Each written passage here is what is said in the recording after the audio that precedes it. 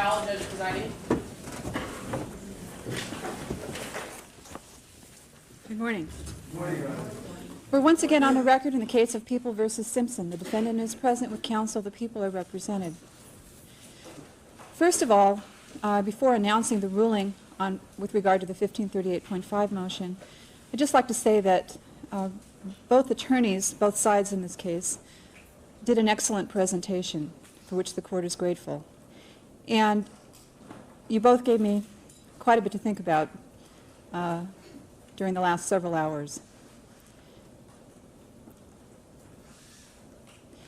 The key issue for the court's determination is whether the warrantless entry into the property on Rockingham and the recovery of certain items of physical evidence was justified in light of exigent circumstances.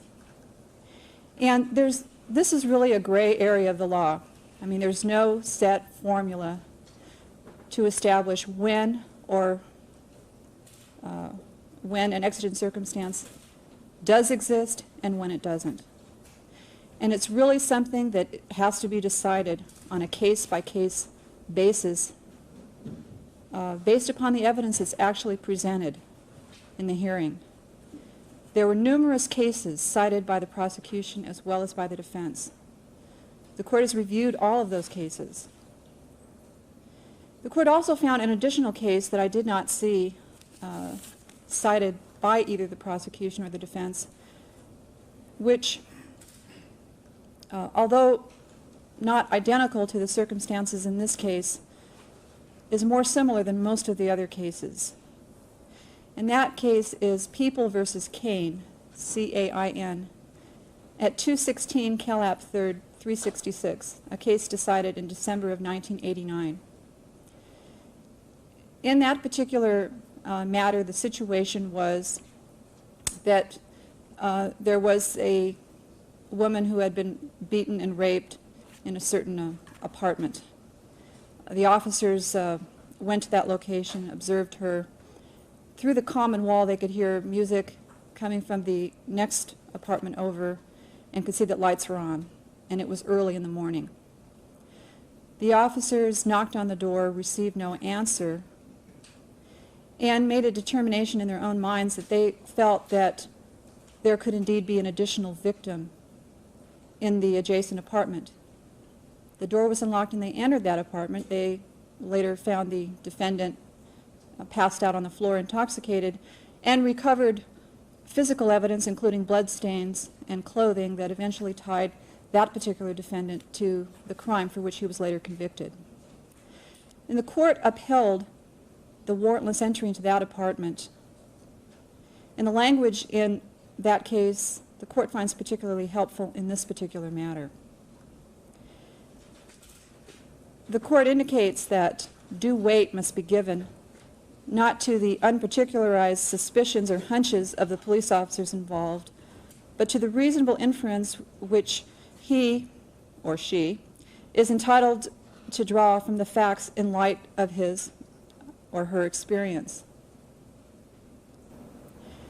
Additionally, that court places a limitation, which other courts indeed have recognized, is that the search involved must be strictly circumscribed by the exigencies which justify its initiation. Let's consider the evidence in this case. And basically, the evidence that was presented in this matter is for the most part uncontroverted with regard to the search. We know from the evidence that was presented that the detectives in this matter, Van Adder, Furman, Lang, and Phillips, I believe, started out at the crime scene on Bundy.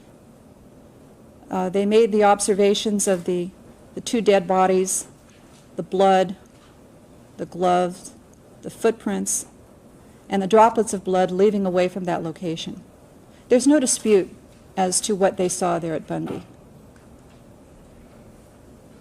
There's also no dispute that there were two small children who apparently were asleep inside that particular location at the time of the incident itself, and that those small children were taken to the police station. Notwithstanding suggestions to the contrary during cross-examination, the place for two small children whose mother has been murdered is not at the police station, sitting in a corner drawing pictures on a tablet. The place for those kids is with their family. The detectives testified that they were concerned about those children and wanted to make arrangements with regard to those children. The person who is the next of kin to those children is the defendant. He's their father.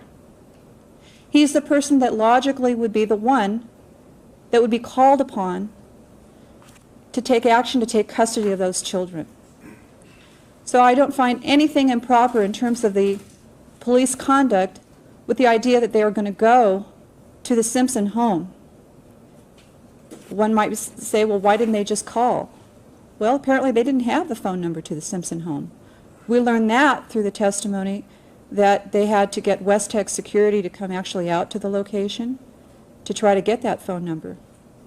So they go to the Simpson home, which apparently is only some 2 miles away and a short car ride.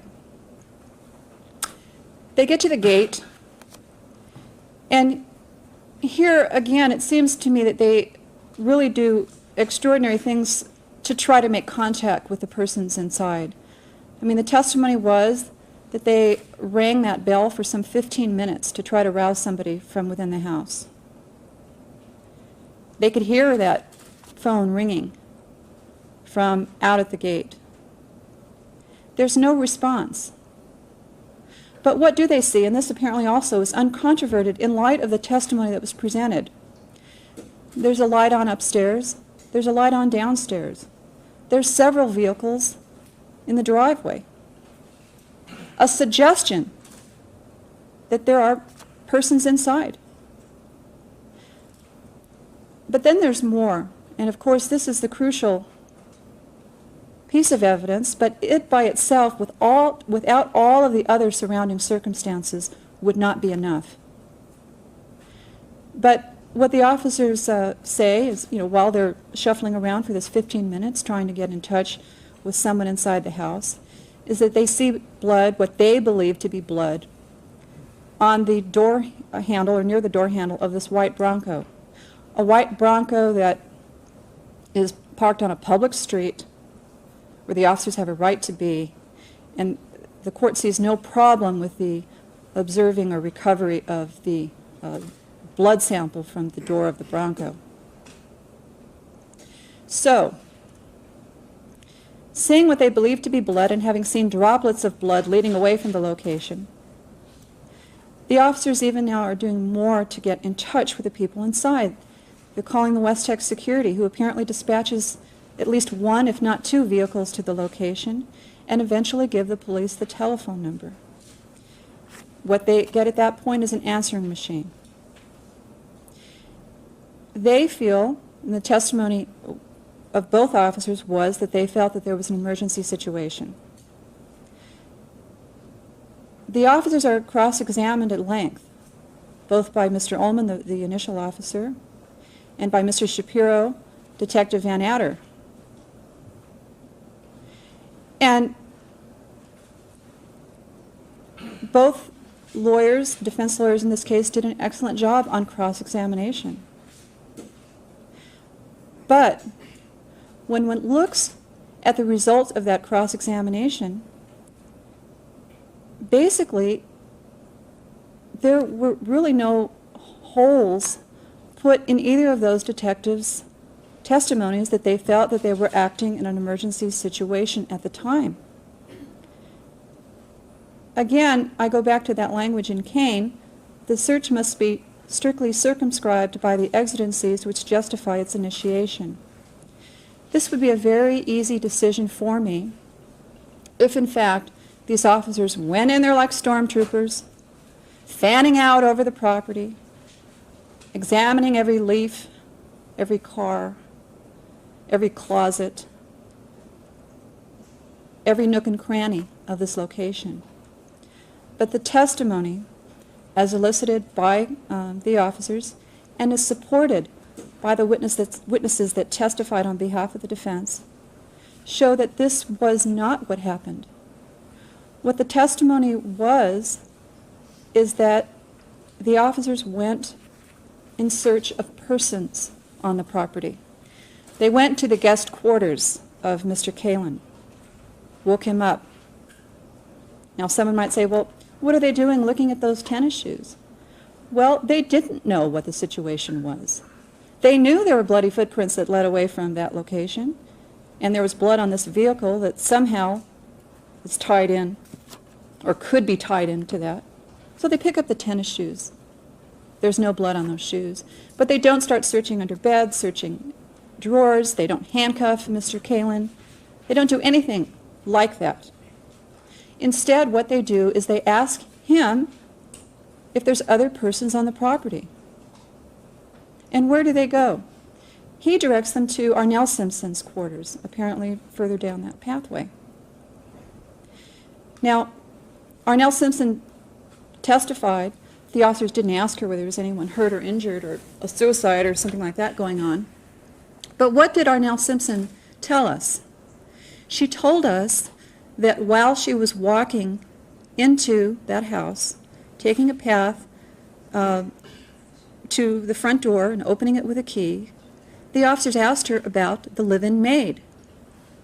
Again, we have to judge the officers' conduct and the exigency, if there was one, not based upon what all of us know today, but based upon what the officers knew at the time.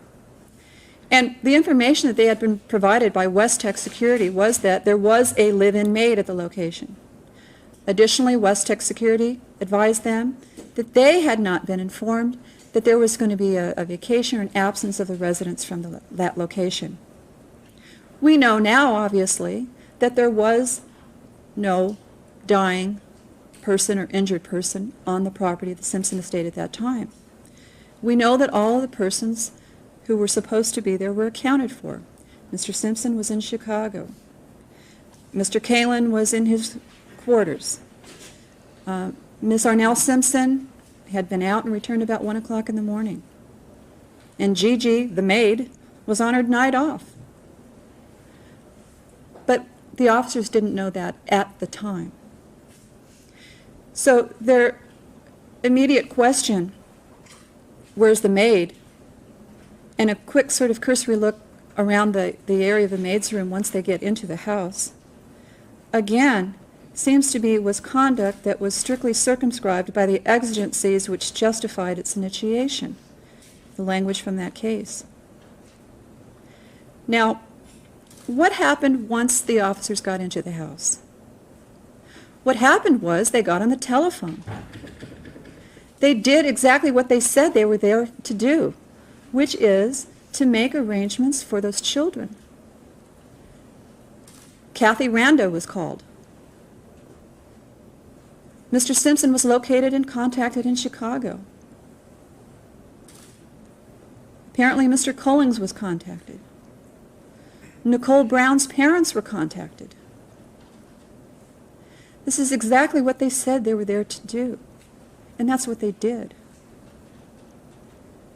There's some suggestion, although I'm not sure that it's clear from the record, that at some point in time Arnell Simpson apparently left the location in order to get the children, presumably leaving the police there at the scene, although it's really, that part of it is not clear to me. There's no indication at any point in time that the officers were told that they should leave. They were not welcome there. Miss Arnell Simpson was apparently so upset, and justifiably so, by the circumstances of which she was informed, that she couldn't even talk on the phone and explain to those persons that she was calling what had happened. And the only other thing really that went on while the officers were there at that time, at that portion of the testimony, was that they talked to Mr. Kalin. Did anything unusual happen around here last night? And we know from Mr. Kalin's testimony that there was a loud, jarring, banging on the wall of his guest quarters. One that scared him, that he didn't know the origin of, that he had mentioned to several other persons, but had never really investigated himself. So the officers have that information. from Mr. Kalin. And Detective Furman walks down that path. He doesn't go anywhere else on the property. Officers make no attempt to go upstairs. They don't start opening cupboards, lifting up carpets, opening vehicles. He goes down that path to the area approximately adjacent to the air conditioner where that noise was seen and the picture jarred from the wall, and finds a glove. A glove that appears to be the apparent mate to the glove found at the crime scene. And at that point, he describes that he walked down toward the end of the path to see where it would lead, looking to see whether he would find a body there, and that's sort of what he expected to find according to his testimony.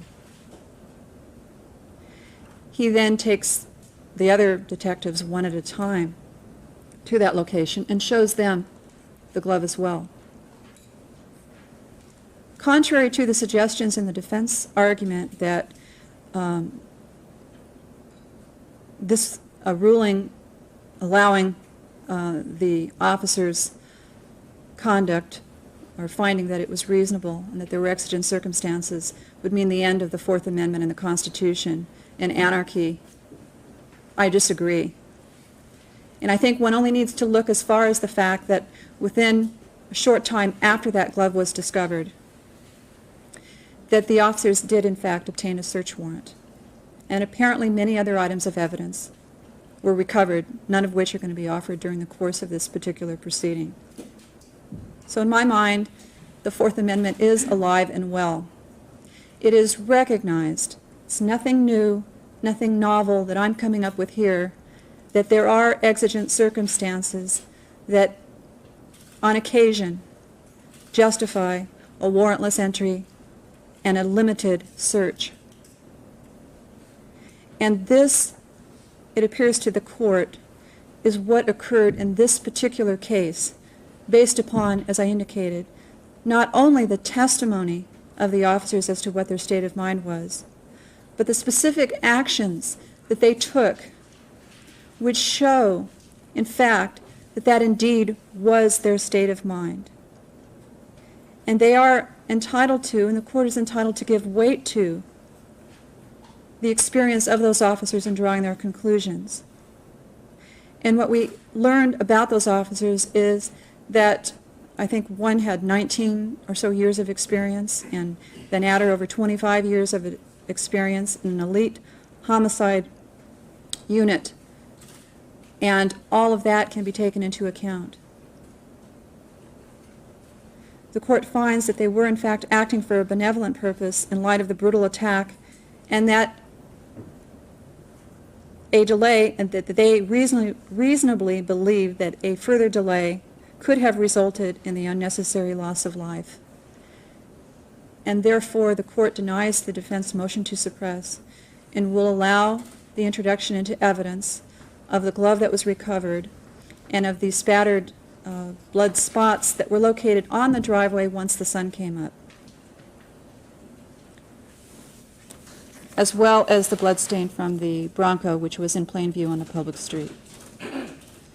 Ms. Clark, do you have an additional witness to call at this time? Yes, sir, I do. If I may inquire of the defense when they wanted to have Mr. Kalin retake the stand to complete cross-examination.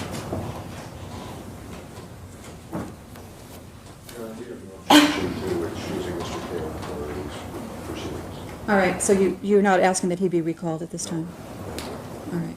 There will be no further cross-examination? That was the indication. Thank you, Your Honor. The people call Detective Tom Lang. You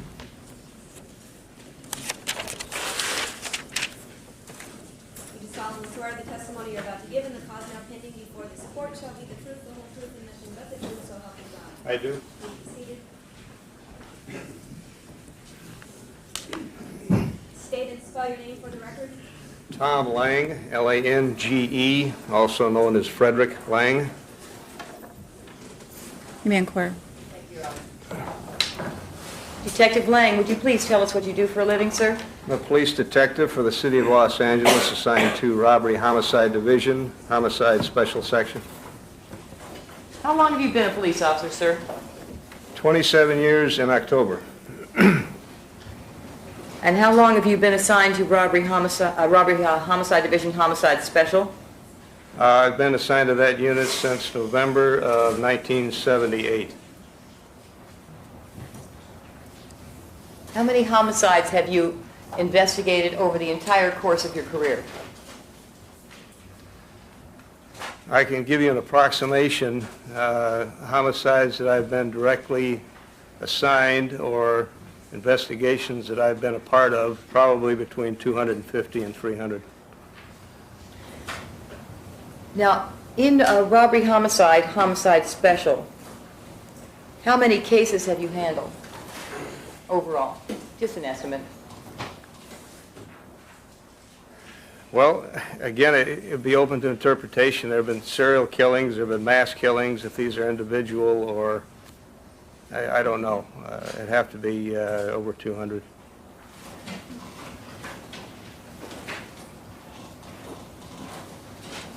Sir, were you assigned as one of the investigating officers in the case now pending before this court? Yes. And how did that come about? I was awakened approximately 3 a.m. on Monday, June 13th at home. And what did you do when you got that call? I had received information that there was a double homicide at 875 South Bundy in the West Los Angeles area, and so I responded to that location, arriving approximately 4:30 a.m. Is that Brentwood of Los Angeles County, sir? Yes. Now, by the time you arrived, were other officers already present? Yes. And was the scene secured in some manner? Yes, the scene was secured by police yellow marker tape, as well as by uniformed patrol officers. If you would, sir, could you please describe the building? Well, strike that. Did you see the apparent victims in this case when you arrived at the scene? Yes. Did someone lead you through a path that would avoid disturbing evidence to do so? Yes. And what was that path? The path was a walkway running along the north side of the residence, perpendicular to the sidewalk in front. And what were you able to see from that vantage point, sir? On the walkway, I observed one victim, Nicole Brown Simpson, lying on the walkway at the foot of 3 steps leading up to the front entrance.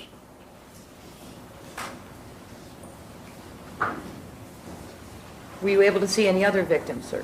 Yes, just to the north and a little west of the first victim, I observed the second victim, Mr. Goldman, lying beneath a large tree in an area just off the walkway.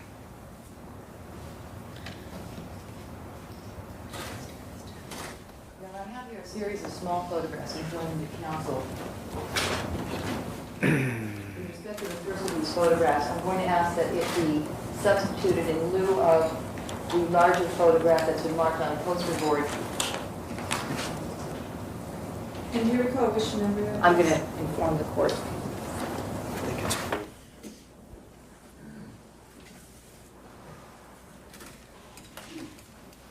People's 5, Your Honor. If I may withdraw People's 5 and substitute in lieu of that the smaller photograph and mark it as People's 5. Mr. Shapiro, any objection? No, Your Honor. All right.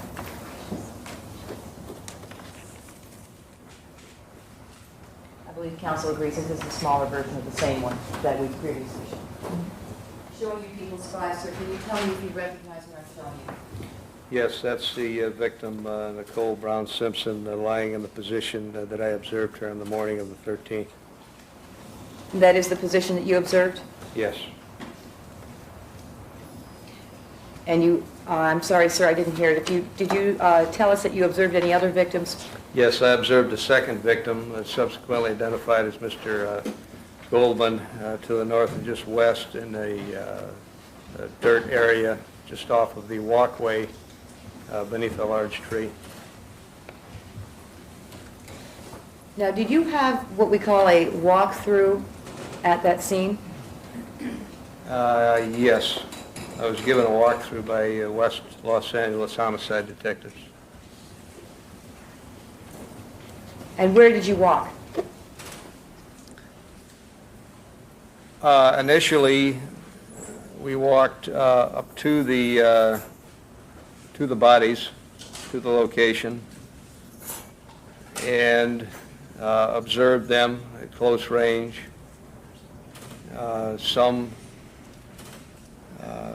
various things were pointed out to me initially by Detective Phillips. We then proceeded up the steps towards the front entrance of the home and eventually entered the home. Again, several things were pointed out to me by Detective Phillips that he had observed. And when he pointed out them to you, when he pointed them out to you, did you observe them, sir? Yes. Can you tell us what those items were?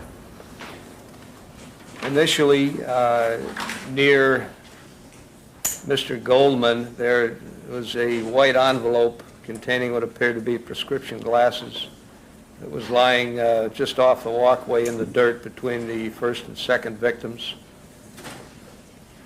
There appeared to be a dark blue knit cap that was found in the dirt at the feet of Mr. Goldman, the second victim. There was a dark brown leather glove, a left-handed glove that was also near the feet of Mr. Goldman, near the knit cap. I observed a ring with, I believe it was 5 keys, just below the buttocks of Mr. Goldman. I observed a great deal of blood both on and around the area surrounding Mr. Goldman and Ms. Simpson. There were what appeared to be paw prints or animal prints that had walked through the blood that was draining downwards down the sidewalks in an easterly direction towards the sidewalk from Nicole Simpson. I observed these animal tracks to go through the blood eastward and then proceed south along Bundy from the location.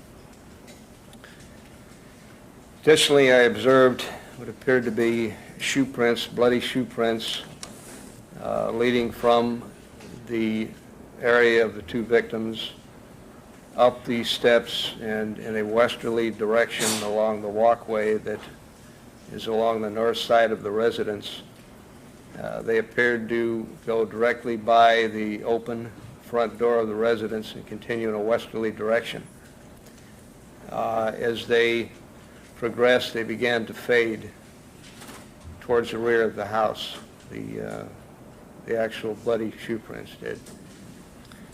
There appeared to be several blood droplets among these bloody shoe prints leading away westerly from the bodies. These droplets appeared to have landed straight down on the pavement. Let me ask you a question, sir. You indicated that you saw bloody shoe prints in an area, in a direction that appeared to go away from the bodies toward the rear of the building. Yes. Did you notice any blood drops in that vicinity? Yes, again, I did notice several blood drops. To what side of the bloody shoe prints? I believe they were just on the left side or be on the south side for the most part. To the south, which would be to the left of the bloody shoe prints? Yes. And if you would, sir, can you describe the nature of the building and the scene as you saw it? In other words, where is the path in relation to stairs and the landing and the building behind which, in front of which you found Ms. Simpson? Well, the building itself is a large condominium. It appears to be a duplex, 3-level. If you step up the path, sir, is there a gate that you come to before you should come to the body of the victim? Yes, there's a gate to the east of where the victims were located that I found to be wide open at the time. The gate is serviceable and could be locked from the inside and opened from the inside without a key. However, from the outside, one would need a key. Additionally, there's an outside latch that would have to be activated in order to get in after one would key their way in, or someone on the inside would allow them to go in. You observed the operation of that gate, I take it, personally. Yes.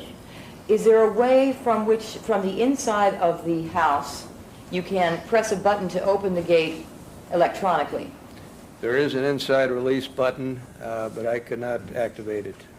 To me, it was unserviceable at that time. And at that time was what time? Well, the morning of the crime scene investigation and during subsequent visits to the crime scene. So as of June 13th, the morning of June 13th, you found the release button on the inside of the residence to be inoperable. That is, it would not open the gate. Yes.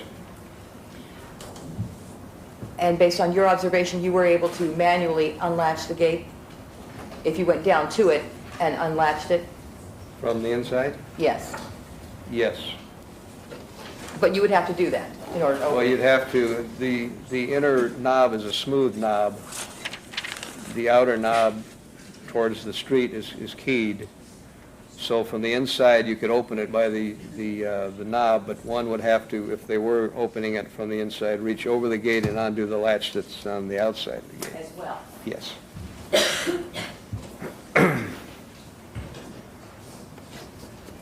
Just, Pat, you indicated, I think, that you found Ms. Simpson up against or next to the stairs that were leading up to the landing that leads to the front door?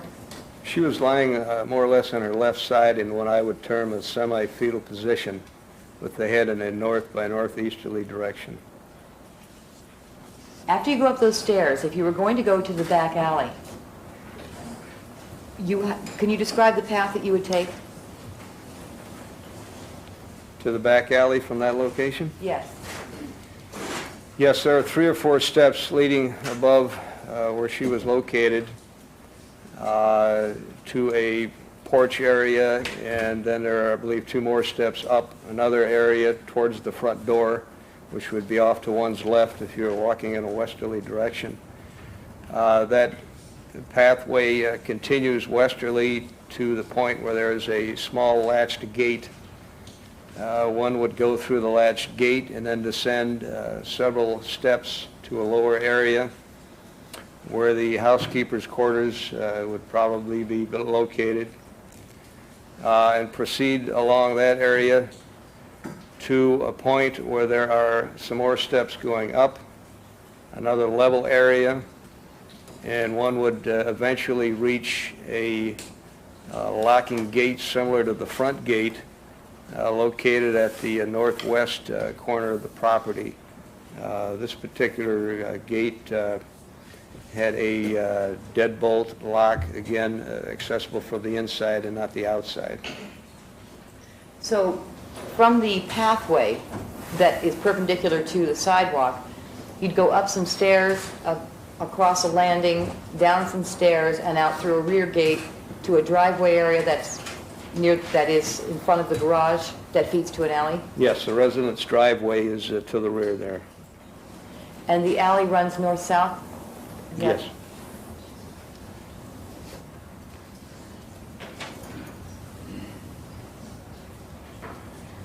Did you also look at the inside of the house at 875 South Bundy? Yes. When you saw that house, sir, can you describe the position of the front door? When I observed it, the front door was wide open. Is that the way, if you know, in which it was found by the first officer? That was my information, yes. Showing you now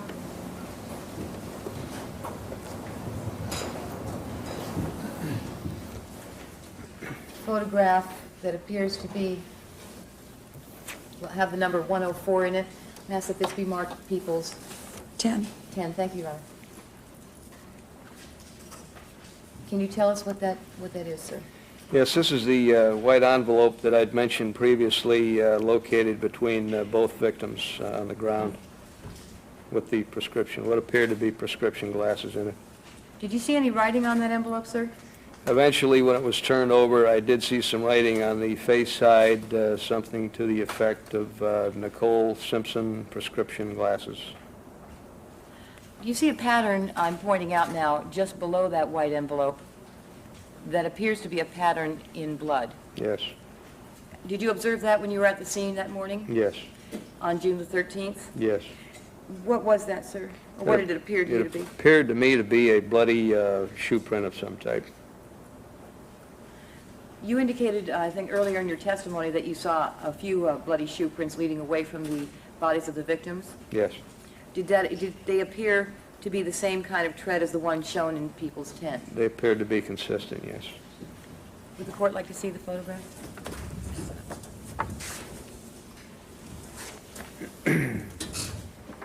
Showing you now a photograph with the number 103 in it. I said it be marked People's 11. All right. Can you tell us what is depicted in that photograph, sir?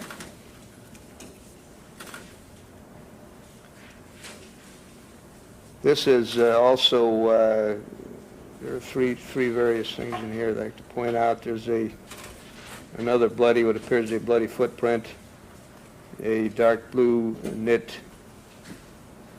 ski-type cap that I described earlier, and the aforementioned dark brown leather glove that was located near the feet of Mr. Goldman. Do you see also what appears to be that a bloody print in Yes. this photograph as well? Yeah. What was that, sir? Again, it's a bloody footprint that was consistent with the others that I'd seen. Shoe print, you mean? Shoe print, that's correct. And a photograph with the number 10. Let me show it to the judge. Oh, sorry. Another photograph with the number 102 in it, People's 12. Can you tell us what is depicted there, sir? This is a close-up shot of the dark brown leather glove that I mentioned. Again, then there's appears to be a shoe print of a bloody shoe.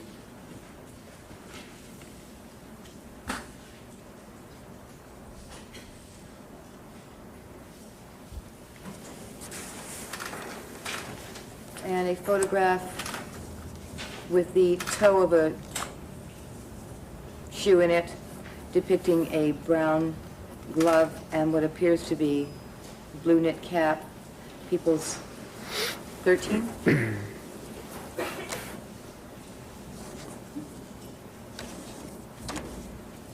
Showing you People's 13, sir. Can you tell me what's shown in that photograph? This is another photograph of the dark brown leather glove. It shows a portion of the left foot of Mr. Goldman, the victim. It also shows the dark blue ski cap that I mentioned earlier. And again, we have a bloody shoe print depicted. Now, are those the same items depicted in the previous photographs that have numbers on them, sir? Yes, they're just from a different angle. And showing you a photograph that appears to have the numbers 102, 103, and 104 in it, People's. I think really 14. the last one should have been, okay, the last one was 13. 13? So this is 14? Yes. Okay. Is that right? Yes, that's right. Showing you People's 14, sir. Tell us what that depicts. This is more or less an overall shot of the direct crime scene after the victims had been removed, indicating the aforementioned white envelope with the glasses, the dark brown leather glove, the blue ski cap, and the shoe prints. That's a perspective shot of all of the items in one picture that you've shown, Yes. you've talked about. Yes. And now a picture with the number 107 in it, People's 15.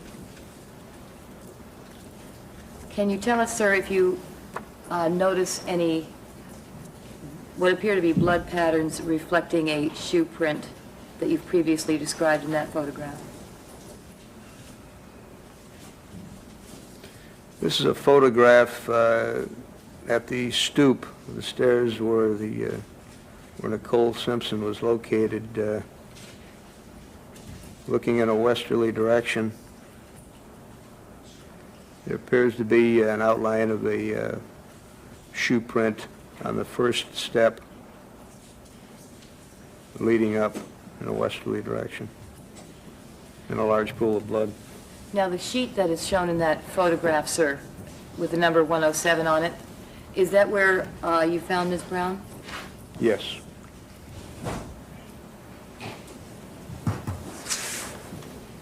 And People's 16.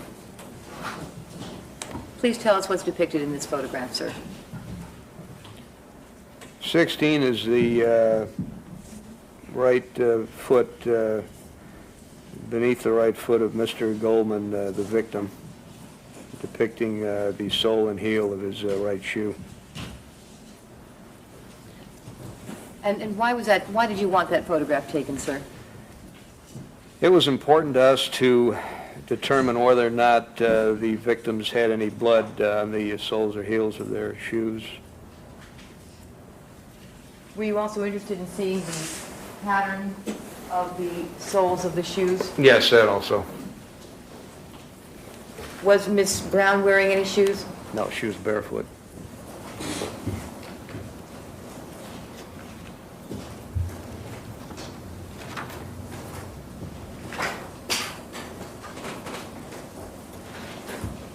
Can you describe for us, sir, what Ms. Brown was wearing at the time that you saw her?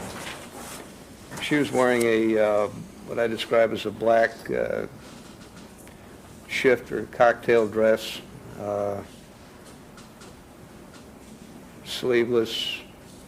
It had one strap through around the neck. Halter dress? Halter dress. Yes. And can you describe for us what Ron Goldman was wearing when you saw him? He was wearing some type of Levi's. He was wearing athletic type, what I describe as perhaps athletic type boots that were secured high on his ankle. He had on a light colored plaid long sleeve shirt. When you first arrived at the scene, sir, had anyone yet been able to identify Ron Goldman? No, he had not been identified. If you know, at some point, was he identified at some point during that morning? Yes. And how did that come about? Once the coroner's representative had arrived, a search was made of his pockets and his driver's license was recovered. I'd like to our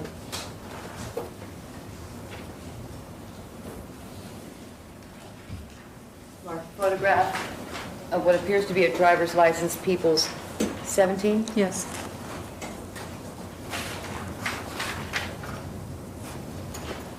Showing you People's 17, sir. Tell us if you recognize what I'm showing you. Yes, that's a photograph of Mr. Goldman's driver's license, as well as a photograph of a Union Bank card. Is that the driver's license that you saw that was retrieved from the pocket of Mr. Goldman? Yes. If you would, sir, can you describe the lighting as you found it when you arrived at the scene of 875 South Bundy? When I arrived, initially, there was a porch light on over the front door, a ceiling type light. There was a small light located to the south of the stationary gate near the where Miss Simpson was located. The lamp that shone directly straight up. There was a very dim Malibu light located east of the location. And as far as overhead street lights, there was one to the east of the location on the street. However, the illumination appeared to have no bearing on the scene itself. There's an additional hanging lamp on the northeast corner of Dorothy and Bundy that gave some indirect lighting on the scene. Additionally, there was a light on the building itself, on the residence, in the southeast corner of the residence outside that really had no direct bearing on the immediate scene.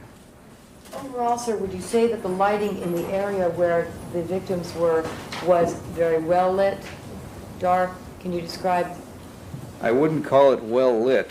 There was some light, but there's also a great deal of foliage and shrubbery around the area that would block out not only the overhead lighting, but some lighting from the residence itself.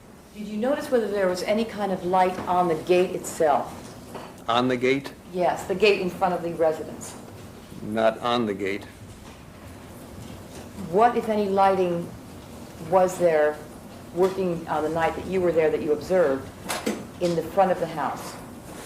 Again, initially what I observed was a small light that was implanted in the ground near the mailbox just south of the victims. Was it on? It was on initially, yes. And what about the porch light? Porch light was on. But how much light did that give? Not a great deal of light. It did light the area, but it was not what I'd call a great deal of light.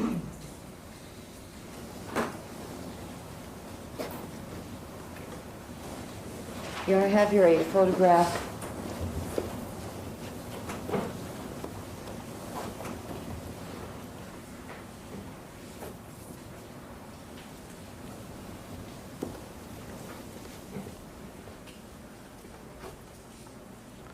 I'm going to ask it to be marked People's 17? 18. 18? Thank you. Showing you People's 18, sir. Can you please tell us what's depicted in that photograph? This is a photograph looking in a northwesterly direction of the victim, Mr. Goldman. And that depicts the body of the victim, Mr. Goldman, as you found him, sir. Yes. In that photograph, can you see the envelope you've earlier described that bore the writing, Nicole Simpson, prescription glasses? Yes.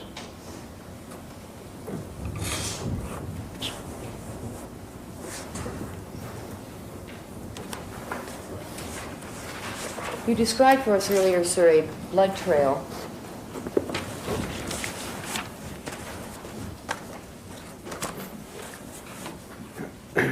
that went from the area where the victims were found to the outer area, all the way out to the alley behind the house.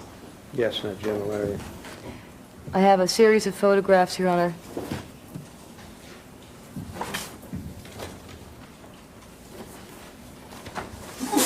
A through G, ask that they be marked People's 19. All right. And another 3 photographs collectively ask that they be marked as People's 20. All right.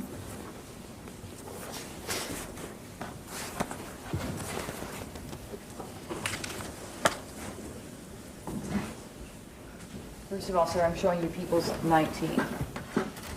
If you would, please describe what's shown in each photograph, and as best you can, describe the location in which we see each of the markers.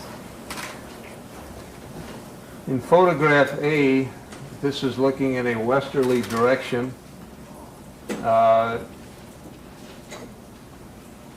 This is the walkway described earlier. The victims would have been found below this photograph. This is the first landing area.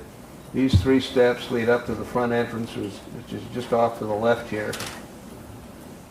The numbers depicted were placed there by the criminalists indicate blood droplets that were located.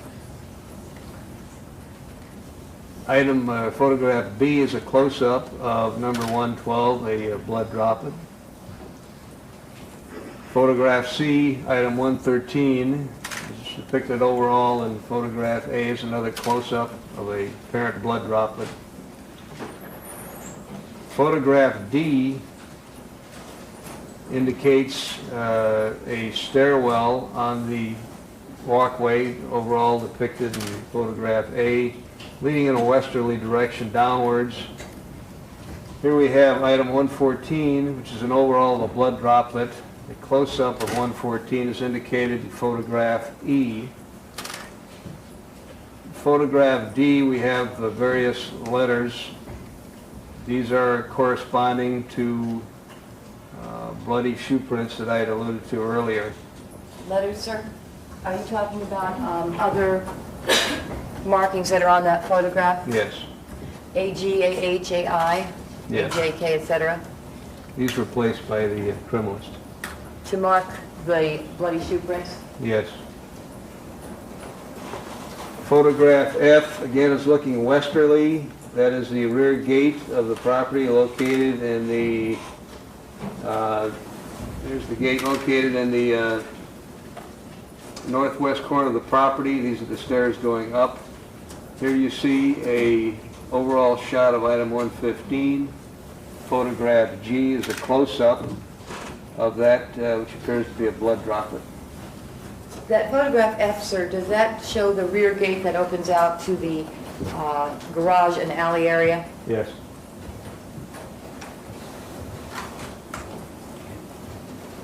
Now showing you people's 20.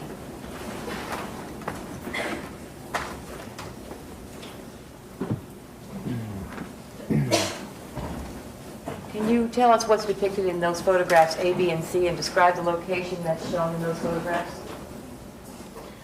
Photograph A is a close-up of the rear gate with what appears to be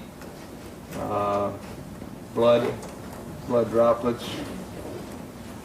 Item B, photograph B, again, is an overall depiction of what appears to be a blood droplet, and the close-up of that is indicated in photograph C. So that is the outer area that actually is the driveway of the garage and alley? Yes, this is the just off to the left here would be the vehicle, a Cherokee vehicle belonging to Ms. Simpson. You're indicating photograph B there, sir? Photograph B. This is looking in a northwesterly direction.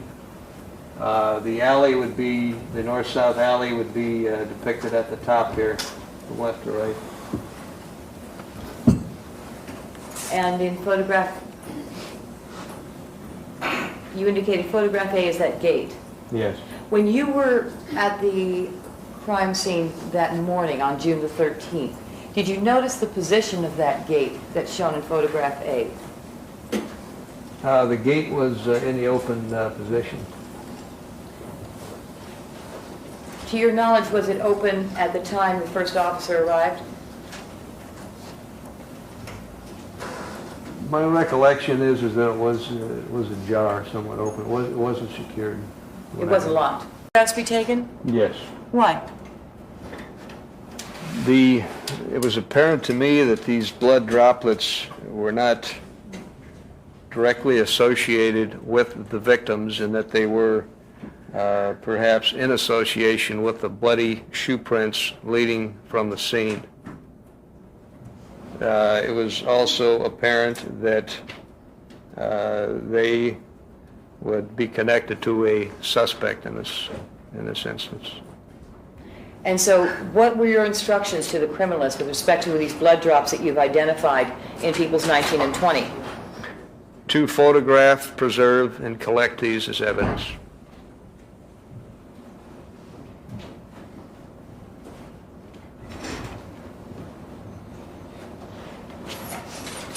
And with respect to all of the items that you have previously identified in the photographs we have marked during the course of your testimony, were those all items that you requested be collected by the criminalist and photographed in place as they were found? Yes. And are they depicted in the photographs as you found them, sir? Yes. Now, did you attend the autopsies in this case Yes. and observe them of both Nicole Brown and Ron Goldman? Yes. Showing you the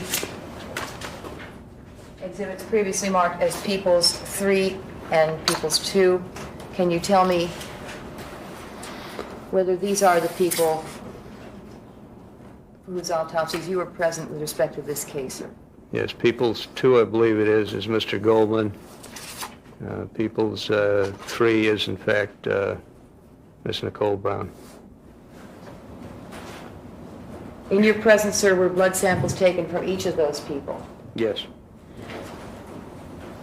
And did you retrieve those vials of blood that were given to you, that were made by the coroner during the course of the autopsy? Actually, my partner, Detective Van Atta, retrieved them on the following day. I believe it was June 15th.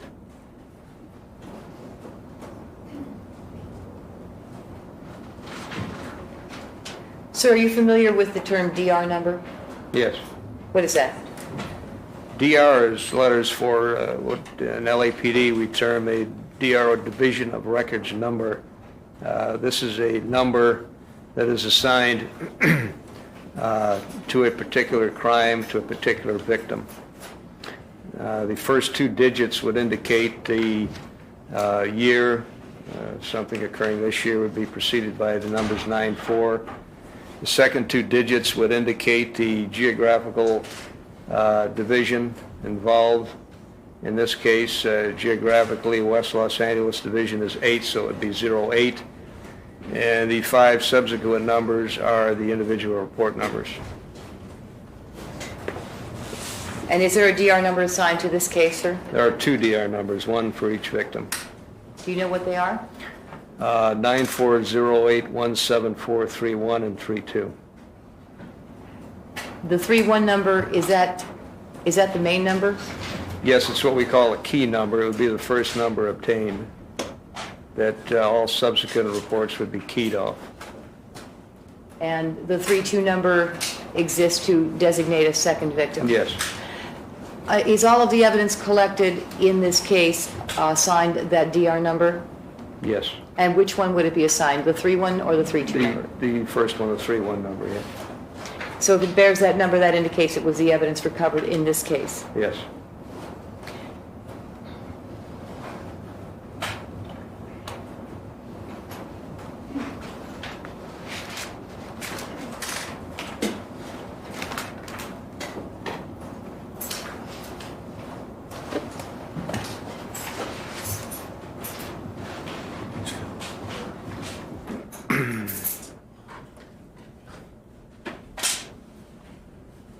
Yes.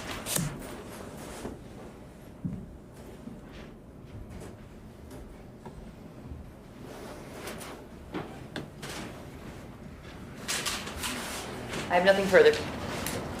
Mr. Shapiro?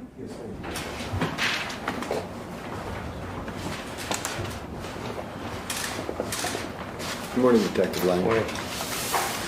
Is this case still in the process of an ongoing investigation? Yes.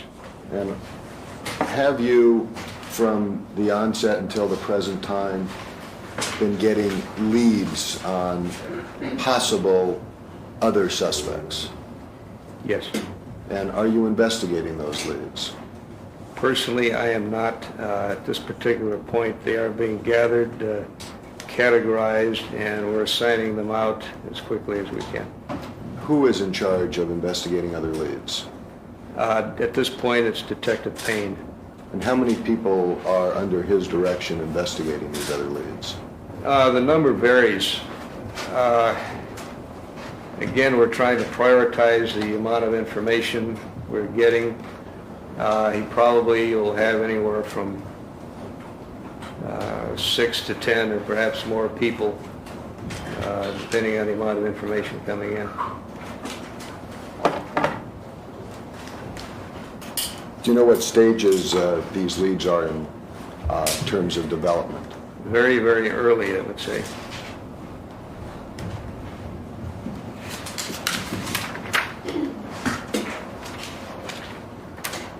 According to all the information you have received, was the first call relative to this investigation a call that there was a burglary suspect at 874 South Bundy Drive? It seems to me there was a call to that effect, a prowler or something like that. I don't recall exactly. Do you have any records of the first call that was received that resulted in this investigation? I believe we might have. I haven't checked that. I don't know for sure. And the officers who took that call, are they required to record that type of call? The officers who responded to No, who this, received the call that there was a burglary suspect? well, I'm sure they'd record it, yes. There's a daily field activities report that most units fill out that they'd have it on. The exact time of the radio call and the type of the call are required by LAPD policy to be recorded, are they not? It certainly should be, yes. Do you have any information as to how that call regarding a burglar suspect at Bundy was broadcasted? No, I don't. Again, I'm not familiar with the particular details of that radio call. It's just my knowledge that I believe there was a previous call at that location. Do you have any information that this call was broadcast on June 13th, 1994 at approximately 0010 hours? Do I have information? Yes. There's very possibly information in the book. And do you have would this radio call be a high priority call? It would depend. If a suspect were at the location at that time, it would be a high priority call if the suspect had left. Not necessarily unless the suspect's still in the area. Again, I don't know what the details were in that call.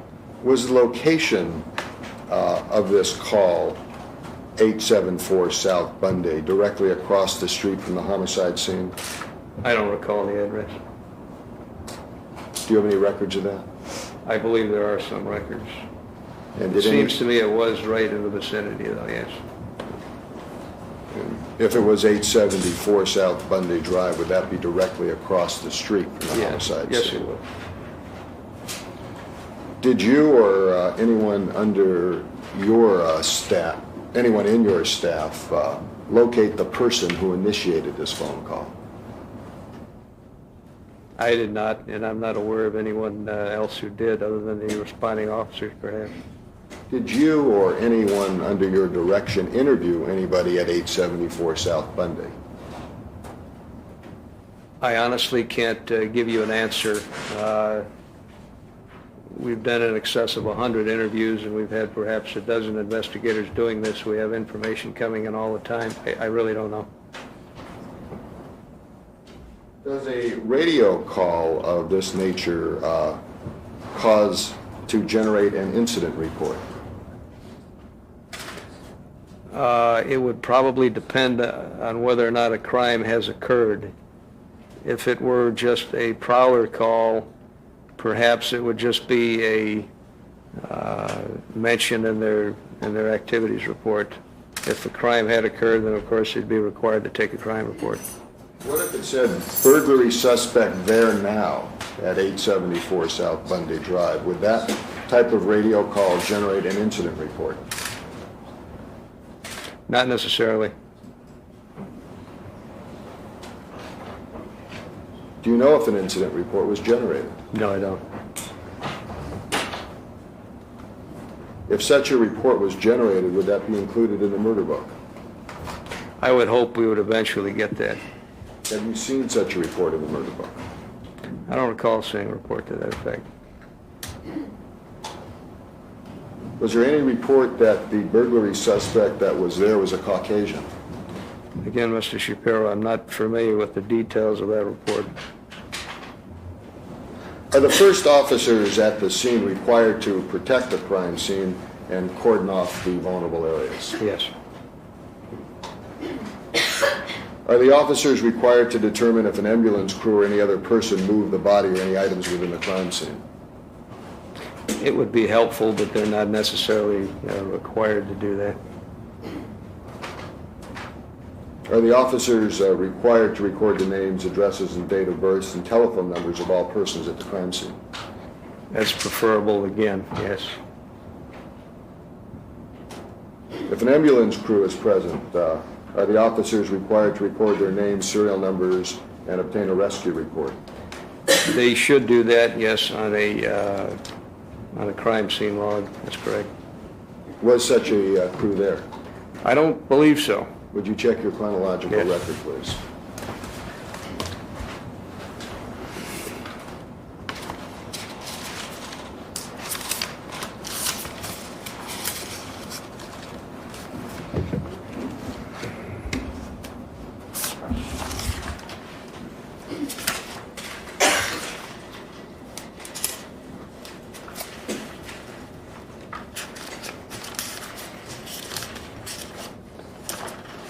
If you give me a moment, there are several logs, several incidents here. Maybe I can help you with that.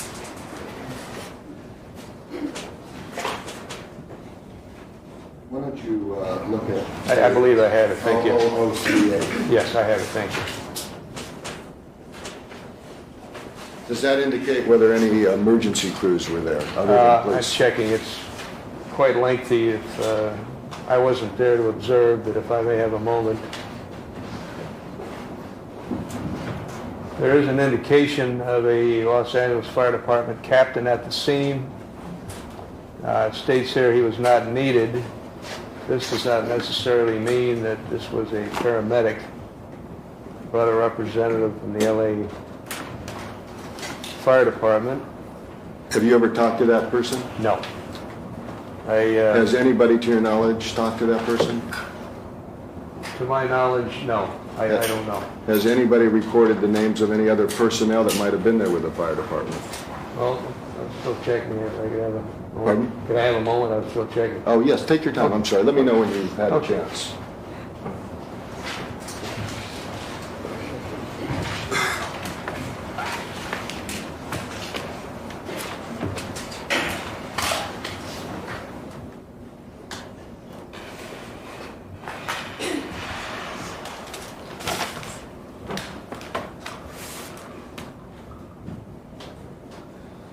No, the only representative I see from the fire department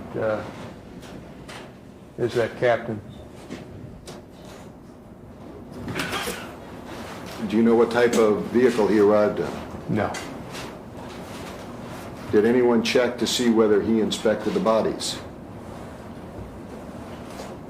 That's not indicated. All it says is not needed, so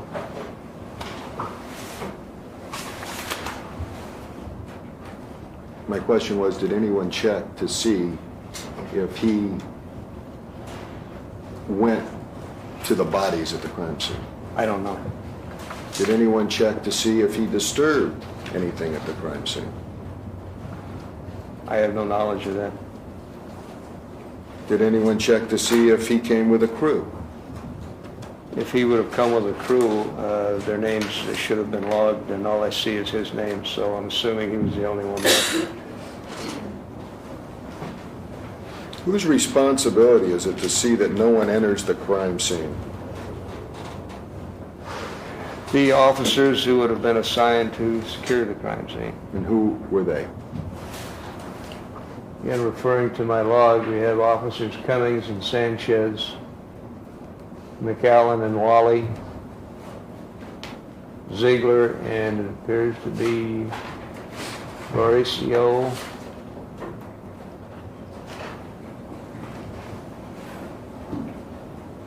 The primary unit, Risky and Terrazas, would probably have had something to do with that. Also assisting officers Gonzalez and Ashton.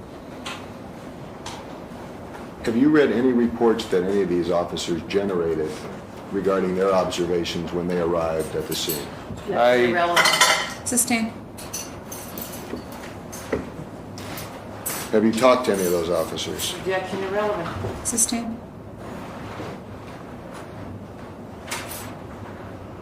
Everybody heard, Your Honor? Yes. I think one of the key issues in this case is whether or not the crime scene was disturbed. And this is foundational for asking those questions. All right. If counsel has concerns in that regard, you could certainly subpoena the first officer on the scene who could explain what he did to secure it and how he kept people out of the scene or perhaps failed to do so. But asking this detective who appeared on the scene some 4 hours after the first officer appeared is ineffective. There's no way that this officer could possibly know what transpired before he arrived. And asking him what was done and who came in and who did not would all call for hearsay and speculation. Well, I think here, since we're back now to the preliminary hearing, if the appropriate foundation had been established with regard to the number of years that this detective has with the department, which I believe that was part of your early testimony, hearsay would probably be admissible, assuming that he's not acting as a mere reader officer and that that information was imparted to him by some other person. So the objection is overruled, subject to the appropriate foundation. Thank you, Ron. Did you read any of the reports that were generated by any of these officers? Yes. Have you talked to any of these officers? No. Do you know if any, did you ask any of them if they did anything at the crime scene upon arrival? Personally, I did not. It was done by someone else. Who was that done by? Detective Phillips. And did he report that anything was done at the crime scene by any of these officers? Well, it's pretty vague. If you'd like, I could tell you what the reports indicated. Yes, would you? The reports, each officer was interviewed separately as to what they did at the location, where they stood, where they stepped, whether or not they were injured. And there are reports as to each officer. Each officer's shoe prints were photographed, and they each gave a statement as to exactly what they did at the scene.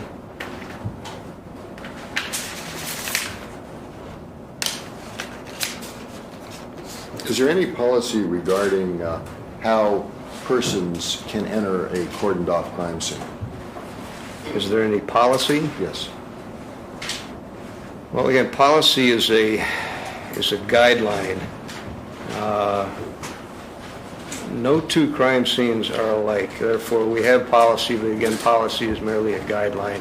It can't dictate to you how to handle any particular crime scene. Is the policy generally that no crime scene shall be entered except in the accompaniment of an officer? You could interpret it as generally being that way, but again, it's merely a guideline. And to caution anybody who does regarding contamination or alteration of evidence. Certainly. Was that done in this case? Again, I was not present. I would certainly hope it was.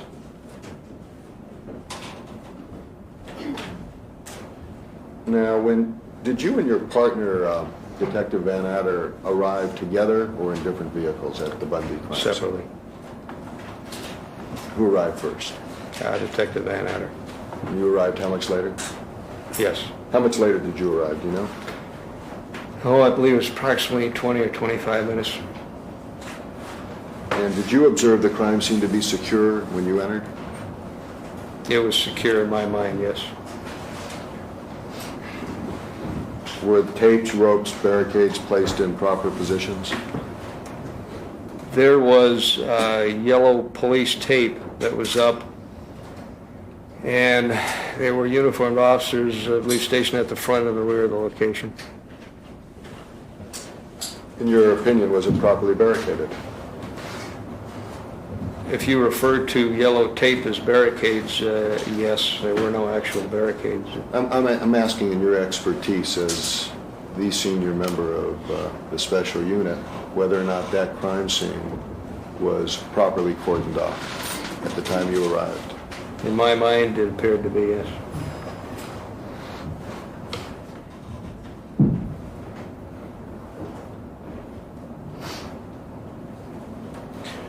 upon arriving, did you cause to record the weather conditions and the temperature at the crime scene? Initially, I did not. Is there any importance to doing that? There may be, there may or may not be. And what would the importance be? The importance certainly may be perhaps one factor of many in determining the time of death. Is the time of death an important criteria to establish in a homicide investigation? I would say in most instances, yes, In this case, would it be? certainly. And is it true in your experience that the earlier you begin the investigation process regarding trying to establish the time of death, the more likely you are to establish the time of death? Not necessarily. But you would not agree with that? Well, again, it's a general statement. There would be instances certainly where that would be true, and there would be instances where it wouldn't be necessarily be true, In this case, would it have been true? perhaps.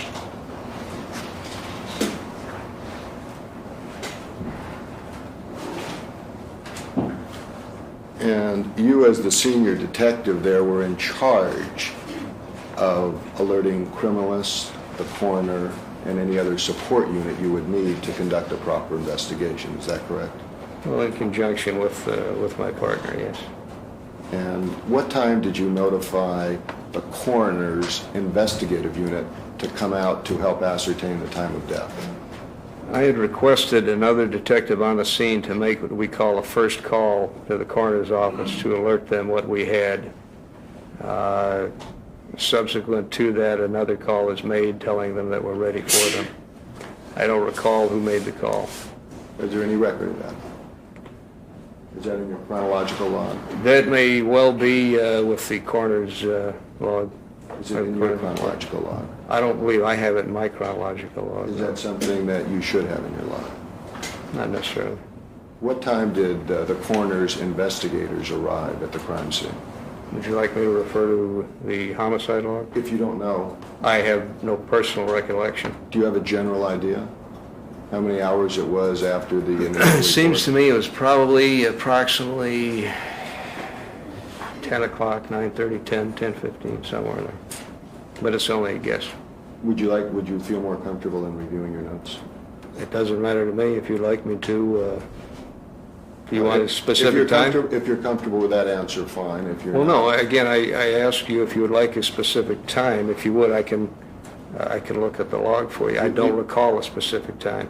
we would like to get the answer that closely resembles exactly what occurred. So if your notes would help you in that, we would appreciate it. Well, it's in the log. Please check that then.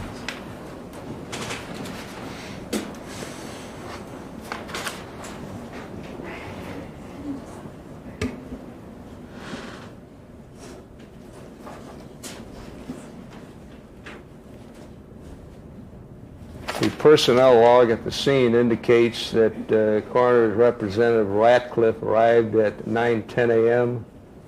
and Coroner's Representative Jacobo arrived at 9:20 a.m.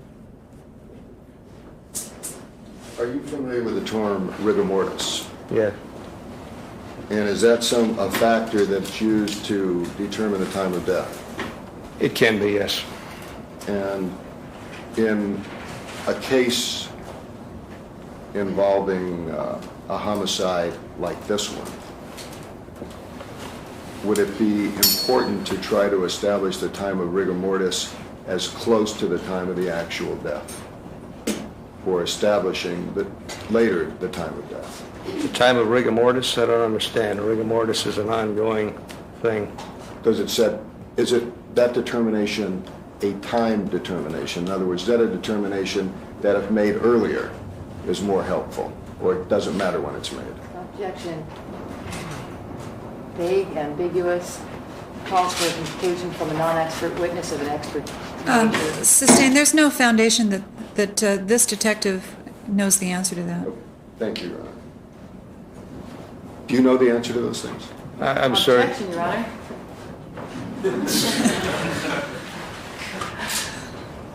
that that was the whole point. No foundation was laid.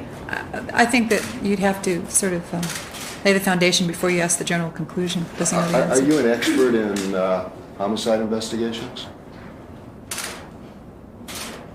I guess that's open to interpretation. Have you qualified as an expert in I have. homicide investigations? I have. On how many occasions? I've been court qualified on at least one occasion in Superior and Federal Court. Do you consider yourself an expert in homicide investigations? Objection irrelevant. Sustained. Do others consider you an expert in homicide investigations in your department? Calls for speculation irrelevant. Objection. Overruled. All right, you would have to ask them. Can we call Detective Van Adder, please? We'll proceed. All right. You guys are very modest, I must say.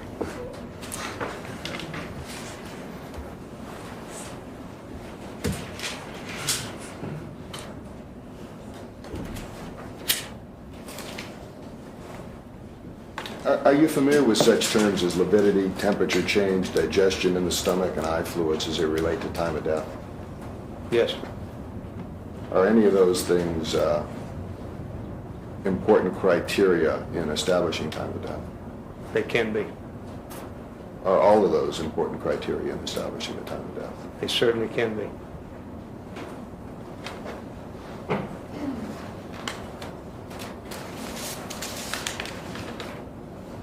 Now, you called for a criminalist to come to the scene, is that correct? I personally did not, but I, At your direction? Yes, yes. At your direction. I know you don't dial the phone for all these things, but you're kind of like the coach or the quarterback. And you tell other people what to do? sometimes, Did you in this case? yes, And that was your job? yes, And you told somebody for a criminalist to come out? yes, In the first place you directed the criminalist to come was to Rockingham, isn't that correct?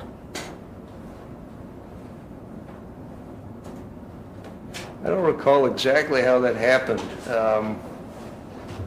I know that he was directed to Rockingham first, though.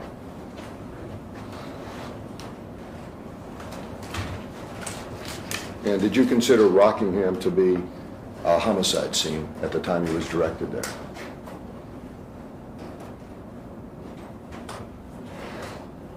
No. Did you consider Bundy to be a homicide scene? Yes. Of the two, which did you consider to be more important in terms of priority to get a criminalist to? More important to get a criminalist would be Rockingham. And that was before you and the other officers made your emergency entry into that location, wasn't it? I believe the request for a criminalist to test the apparent blood stain on the vehicle was before. Was before. I believe it was. I'm a little unclear because I left the Rockingham location shortly thereafter to return to the Bundy location. Do you have any records to indicate the time that the criminalist arrived at Rockingham? I was not present when he arrived at Rockingham. Well, my question is, do you have any records to indicate the time the criminalist I arrived? may have in my possession. Like I said, there are many logs here. Well, that's something that you are required to record, isn't it? What time a criminalist initially arrives at a crime scene? Well, I would hope somebody would, certainly. Would you check and see who did that and what time the criminalist arrived?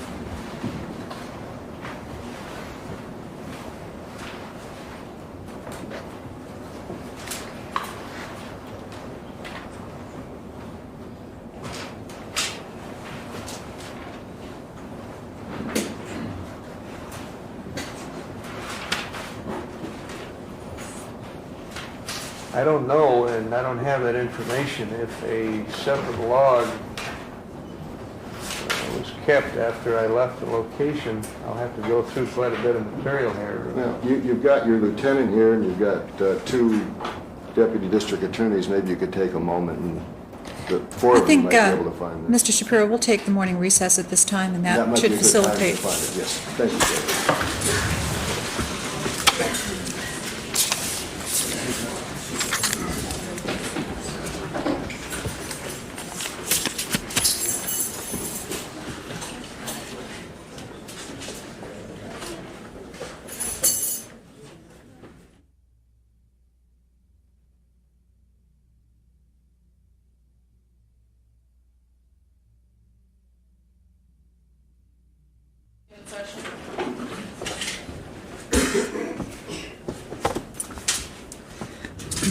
We're again on the record in the case of People versus Simpson. The defendant is present with counsel. The people are represented. Mr. Shapiro. Yes, I believe there was a question pending. Do you recall the question, Detective? No, may I have it repeated, please? Yes. Do you have records to reflect in your chronological log what time the criminalists first arrived at the Rockingham scene? I don't know. Did you check with Lieutenant and Deputy District Attorneys and anyone else you had time? I checked with my partner who was at the that particular scene, and he indicates there was no log made, that was not a crime scene at that time. In fact, would you like me to explain that a little bit? I think you've answered the question. Okay. Thank you.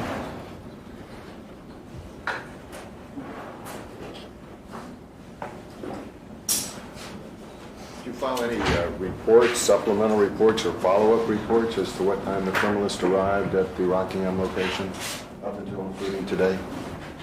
I didn't. That would be filed by the criminalist himself. He would have his own information, his own log. And have you seen such a report? I haven't seen it, no.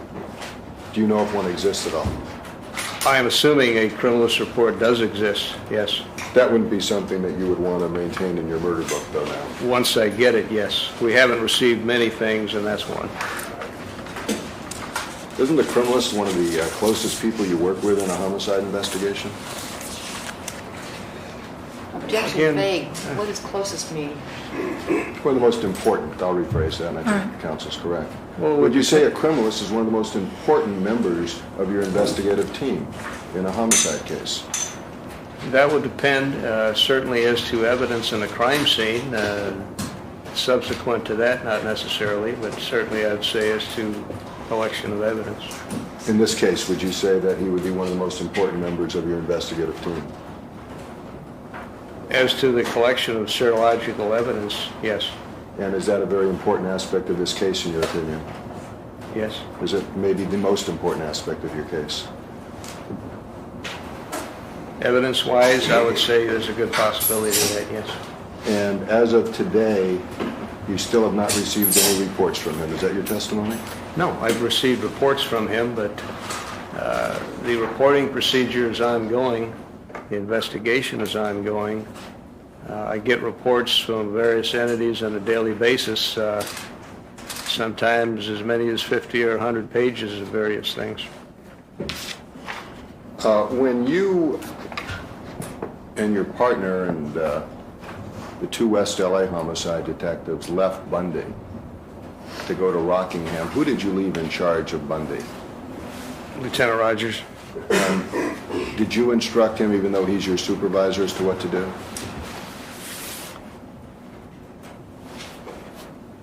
Basically, what to do was to secure the scene until I arrived, until I returned. Until you came back? I'm sorry? Until you came back. Yes. And that meant not to let anybody in or out and maintain the perimeter? Not necessarily. What did that mean when you told him, when you gave him instructions that you were leaving? To secure the location and that we'd be returning. What did that mean? What were you conveying to Lieutenant Rogers to do? That I was leaving for a short time and that I would soon be returning. And what was he to do at your direction? Remain at the crime scene. And do what? Sit there, go to sleep, investigate? Make sure that no one disturbed the crime scene, basically. So he was now in charge of no one entering that crime scene area? No, not necessarily. Was he in charge of continuing the investigation at He was Bundy? he was in charge of anything that might have come up while he was there until I arrived back.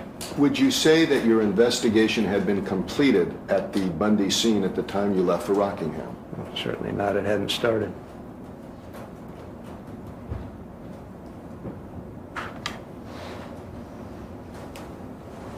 And did you instruct him to do anything regarding the crime scene investigation as your supervisor when you left to go to Rockingham?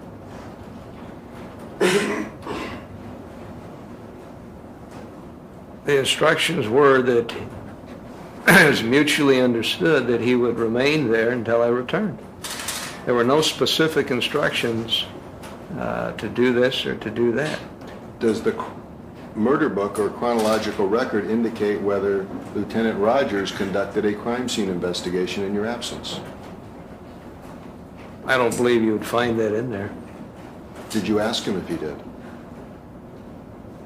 No. Is that something you'd want to know? If Lieutenant Rogers conducted the crime scene investigation? In your absence, yes. No, it was a mutual understanding that in fact was my duty and that I would do that once I returned, perhaps with his assistance.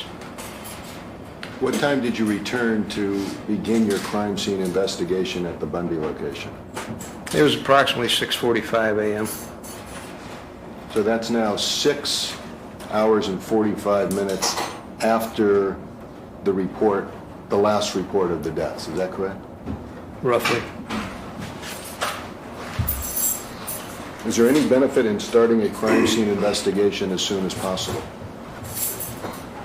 There certainly could be. Could there be in this case? Well, that would be open to speculation, and certainly down the road we may know more about this case. We'd find out at that time. At this point, it's kind of up in the air. Based on what you know now, would it have been your preference to conduct a crime scene investigation at Bundy as soon as possible? Not necessarily. It's irrelevant and it's vague. Sustained. When you went to Rockingham, did you direct any officers to do a door-to-door search of the surrounding neighbors? Objection vague. Search. Are you talking about the surrounding neighbors at Bundy or surrounding At Bundy, Rockingham? at Bundy, At Bundy? yes. And by search, just what do you... Let me clarify that was a very poorly phrased question, Your Honor. Did you direct any officers to door knock surrounding residents to ascertain if anybody saw anything at Bundy? I don't recall doing that, no. Do you have any notes to reflect you did that? No.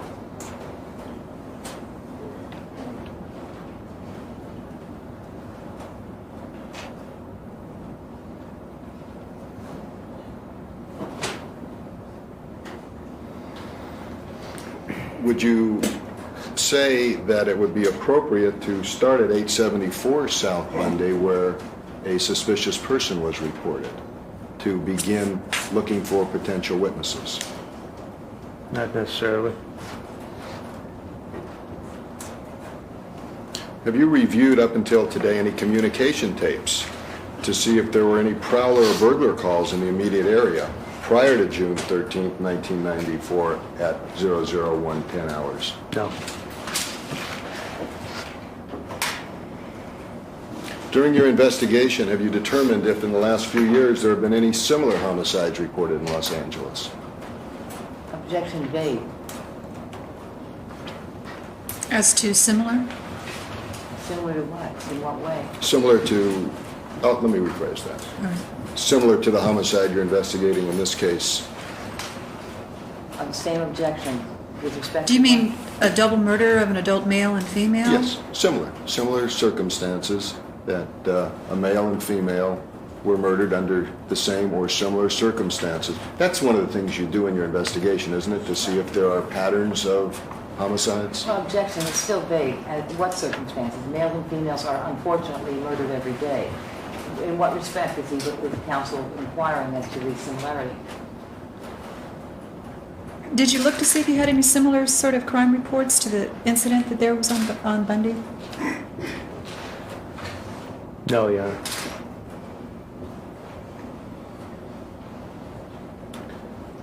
Are you familiar with something called the Homicide Manual of the Los Angeles Police Department? Yes. And I take it you read that and you follow that? I have read it. It hasn't been updated in a number of years, but I am familiar with it. So you think the manual's out of date? Well, it certainly could be. It's not a hard and fast text on how to conduct a homicide investigation. Do you agree with this statement in the Homicide Manual that the preliminary investigation at the scene is the most important and possibly the most sensitive aspect of the homicide investigation? I'm a little ambivalent about that. Yes and no. It certainly is important, it's not necessarily the most important thing that exists. Would you agree with this statement in the manual that good note-keeping is the foundation of a good homicide investigator? That's a basic that is certainly preferable, yes. Do you agree with this statement in the manual?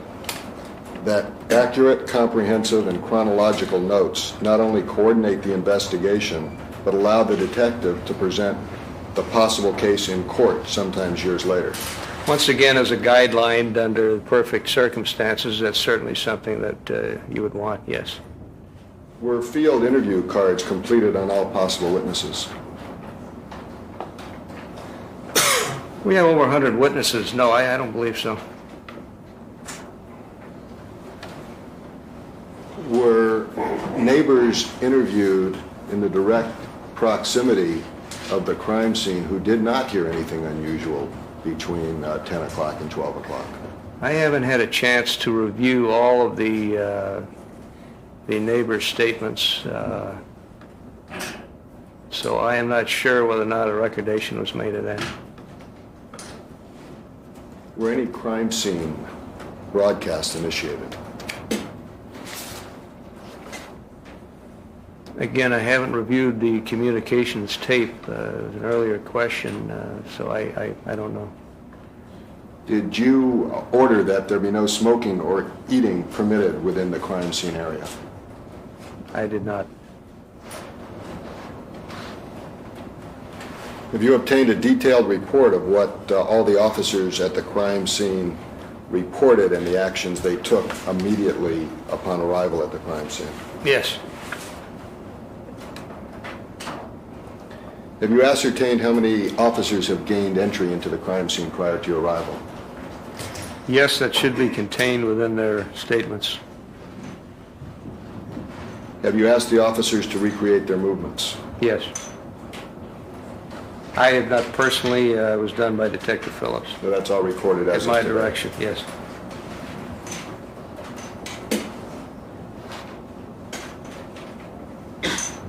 Did you ascertain if any officers smoked at the crime scene? That too would be contained in their statements. Did you ascertain if any of the officers or any media personnel drank any coffee at the crime scenes? Well, objection, that's vague. And When you say crime scenes, do you mean now both Rockingham and... Well, there's 3 crime scenes. There's Chicago. Would you agree there are 3 crime scenes in this investigation? I would agree that there are 2 and perhaps a third, which I would term a potential crime scene. Let's talk about the 2 that you would determine as crime scenes. Do you have any knowledge of anybody drinking coffee within the areas of the crime scene after they were cordoned off?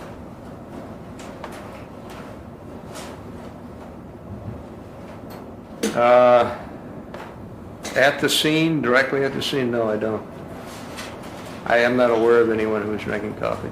As the officer in charge, would you say that both crime scenes were protected from destruction or contamination of evidence by onlookers as well as news media personnel? Okay, number one, I was primarily in charge of and directed the investigation at the Bundy scene. I was not at the Rockingham scene, but for a short time. I was satisfied that the Bundy scene was in fact secured, yes. Who was in charge of the Rockingham scene? Detective Van Adder.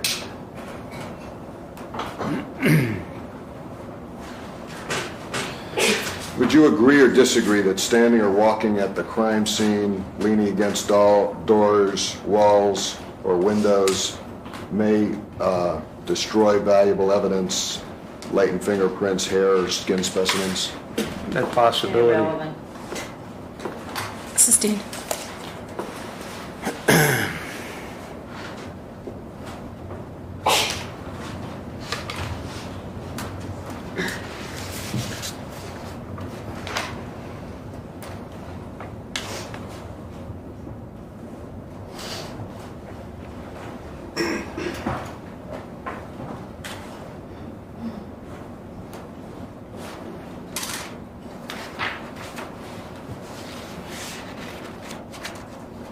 I just have a moment, Your Honor. Yes.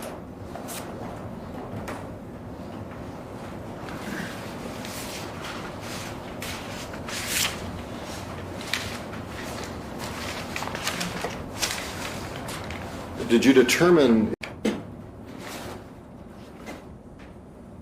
Again, I haven't reviewed the communications tape, an earlier question, so I don't know. did you order that there be no smoking or eating permitted within the crime scene area? I did not. Have you obtained a detailed report of what all the officers at the crime scene reported and the actions they took immediately upon arrival at the crime scene? Yes. Have you ascertained how many officers have gained entry into the crime scene prior to your arrival?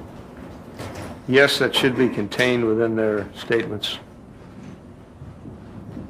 Have you asked the officers to recreate their movements? Yes. I have not personally, it was done by Detective Phillips. No, that's all recorded as At of my today. direction, yes.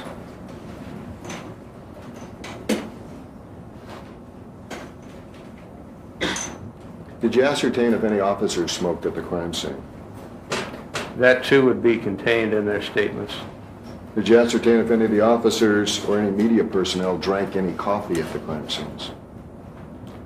Well, objection, that's vague. And When you say crime scenes, do you mean now both Rockingham and... Well, there's 3 crime scenes. There's Chicago. Would you agree there are 3 crime scenes in this investigation? I would agree that there are 2 and perhaps a third, which I would term a potential crime scene. Let's talk about the 2 that you would determine as crime scenes. Do you have any knowledge of anybody drinking coffee within the areas of the crime scene after they were cordoned off?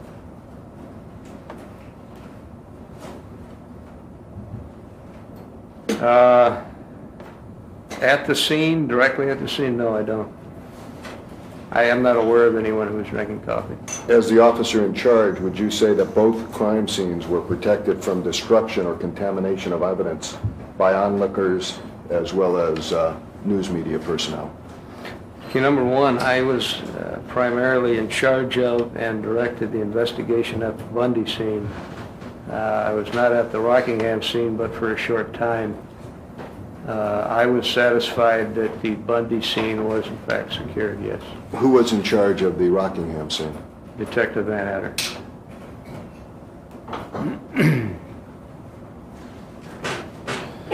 Would you agree or disagree that standing or walking at the crime scene, leaning against doors, walls, or windows may destroy valuable evidence, latent fingerprints, hair, or skin specimens?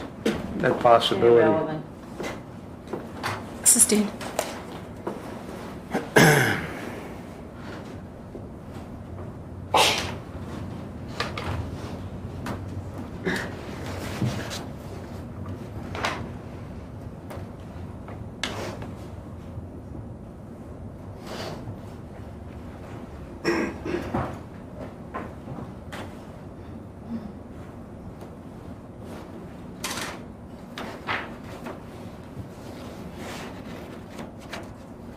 I just have a moment, Your Honor. Yes.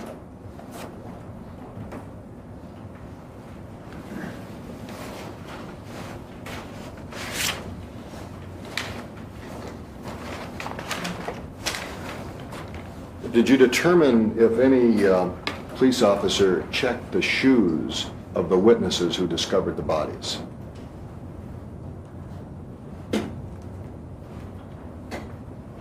It was related to me that I believe that was done around the time that the dog's paws were observed, but I did not direct that, nor do I have any personal knowledge of that. Are there any reports to indicate that was done? There may well be. Within the officers section, I haven't had a time to review those. Is there somebody you could check with now to see if there are such notes? Well, again, all of the notes and statements aren't in. I suppose I could check the officers section. I am not aware whether that would be in there or not, though.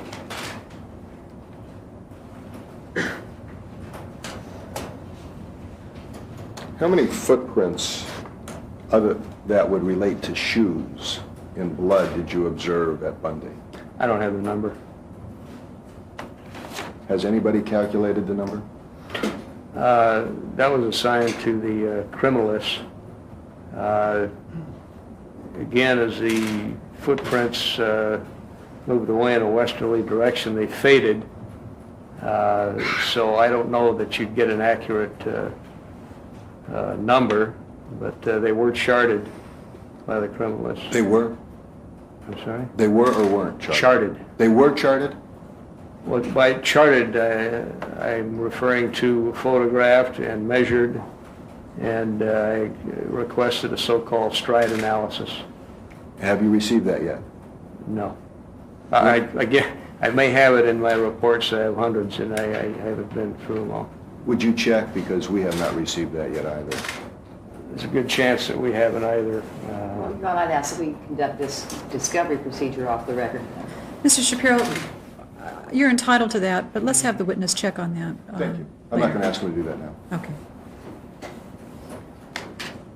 Were you able to determine whether the blood imprints from a shoe were all from the same shoe?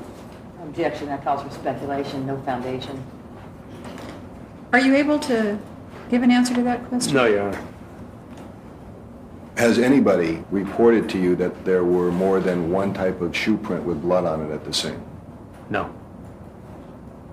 Have you talked to the criminalist about this? In regards to these shoe prints, no. Is that something that you would deem important? Objection vague. What? Something that you would deem important? Speaking to the criminalist about the shoes? Yes. What about the shoes, though? That they existed, that they were the same shoe, that it was the same tread, that they existed at all, where they were found? Well, I interpret that question to relate to whether there was more than one maker of the shoe prints. That was my understanding, Your Honor. With that understanding, can you answer that? Yes, and that it's my belief that the shoe prints probably belong to a suspect or were left by a suspect, and we would certainly like to find out what type of shoe they are. I'm sorry, your voice is trailing, and I can't hear the end of the answer. You'd like to find out what? Could you repeat the question again? Here, I want to give you an accurate answer.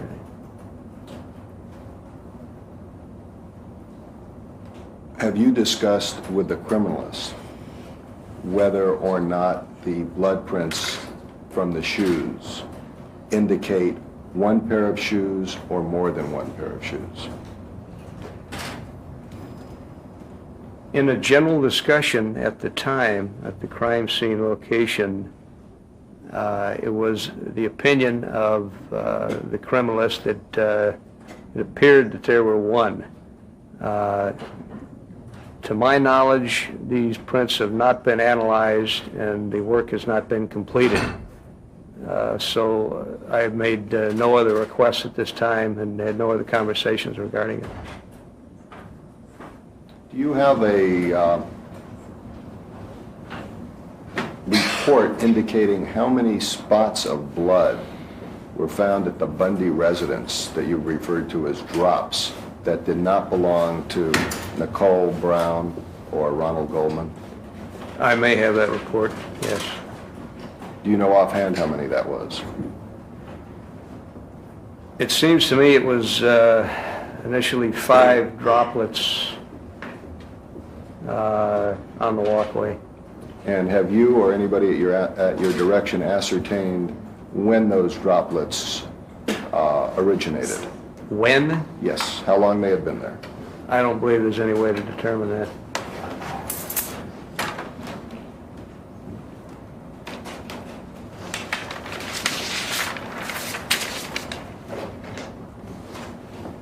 I don't have any further questions at this time, Your Honor. Thank you. Thank you. Ms. Clark, do you have any redirect? Yes, thank you.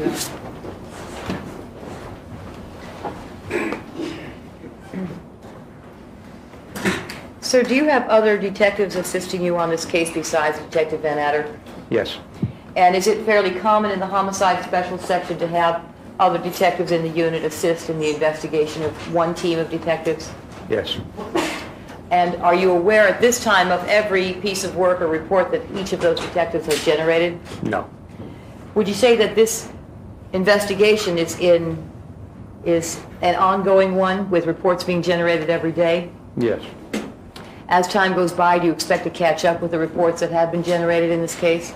I hope so. And to read everything that you have? Yes. And to confer with all of the experts in the case? Yes. With respect to the criminalist, sir, at this time, the shoe prints have been preserved with respect to the blood and the swabbing and the photographing. Is that correct?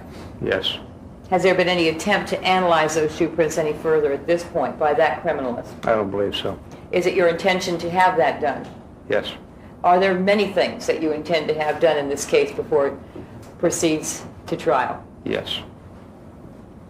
Your Honor, I'm going to object to the form of the question and assume it's a fact that the court is going to hopefully determine. Sustained. Motion to strike the motion. Stricken.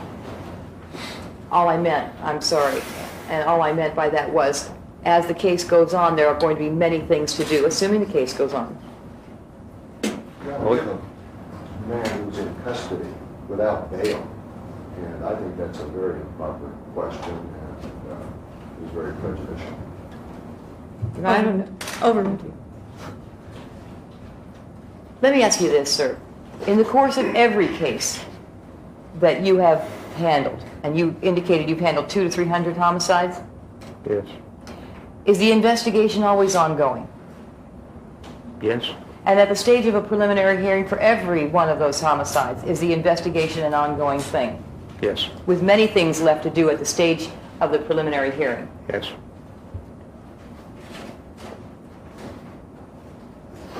And this case is no exception. That's correct. Is it unusual to get leads from multiple suspects during the course of an investigation, sir? No. In fact, during the course of an entire case? No. And if you don't personally go out to investigate those leads, you do assign those leads to be investigated by someone? Yes.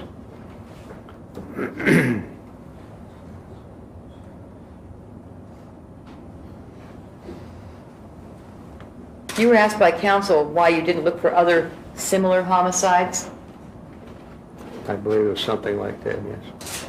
and you indicated you did not. Yes. Why? Well, again, we're in the very early stages of this investigation. At this particular point, this would not be an appropriate time to do it. There is a suspect in custody, and we are proceeding against that particular suspect. Eventually, this is probably something that very possibly could be done, or it may not be done. And when we say similar homicides, did you understand that to mean like a serial killing? I didn't know exactly what he was referring to.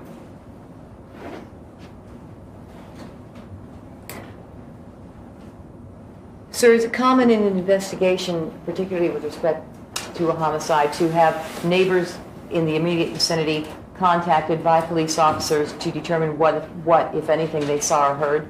Yes. Was that done in this case? Yes. And although, did you direct that it be done? Yes.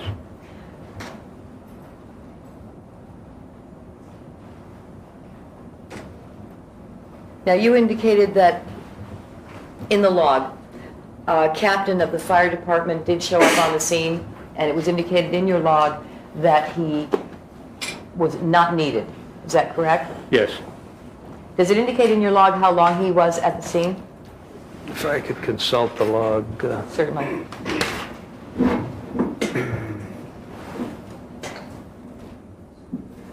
The log indicates he was at the scene for 5 minutes. 5 minutes. Yes. In your experience, sir, is it common for captains of the fire department to interact with the bodies of homicide victims? It would depend, possibly, perhaps not. The fact that he was shown to be there only 5 minutes with an indication that he was not needed, what did that mean to you? Objection, possibly. Overruled. To me, it would mean that he was aware that the incident had occurred, and he was dropping by as the supervisor to see if the fire department's assistance might be needed for anything. Did it indicate to you that he had had any interaction with the bodies of the victims? No. It indicated to you that it did not? Did that indicate to you that he did not have any interaction with the bodies of the victims? Sustained. Okay. In your experience, sir, is it generally the paramedics who have interaction with the bodies? Yes. And when that occurs before you arrive at a crime scene, in your experience, sir, when you come on the scene after they have attended to the bodies, is there some way that you can tell they have been there before you? Yes, I will leave the ambulance slip. An ambulance slip? Ambulance slip indicating that they'd been there in the unit and the time of death and this type of thing. Is there something about the condition of the bodies of the victims that tells you that paramedics have been there to attend to them before you arrived? Sometimes, if the paramedics have been there, the body position will be altered. Have you ever seen the electrocardiogram, the pads that they use for reviving someone, that they place on them to revive the heart? Yes. And did you see that in this case? No. But that is frequently left on the bodies of victims when paramedics have attended to them before you arrived? Yes. Was there anything about the bodies as you saw them in this case that indicated to you that they had been disturbed by anyone in any way? No.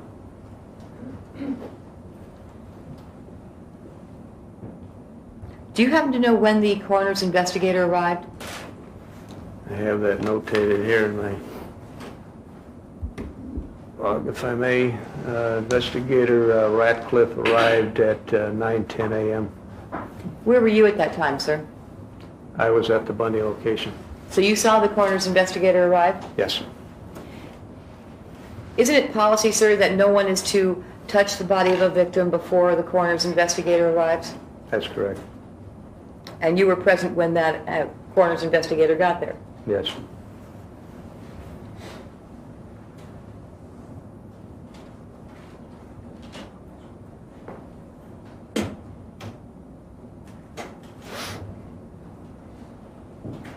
You indicated, I think, that you did not direct anyone to not smoke or drink at the crime scene at 875 South Bundy.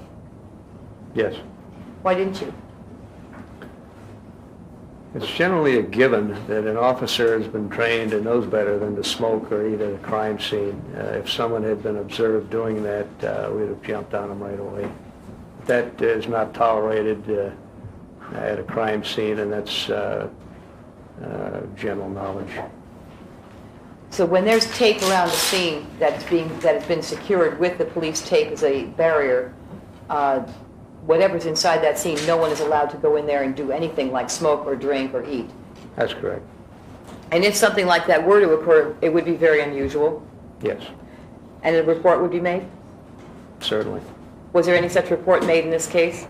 Not to my knowledge. Was there any indication made to you that the crime scene at 875 South Bundy was disturbed in that manner behind the yellow tape in any way? No. You indicated that it was more important to get a criminalist to Rockingham Avenue than to the Bundy address at one point during your testimony on cross-examination. Do you recall that? Yes. Why? The Bundy location was a secured location. The victims, the evidence were secure. Nothing was going anywhere. At the Rockingham location, it was an unsecured location.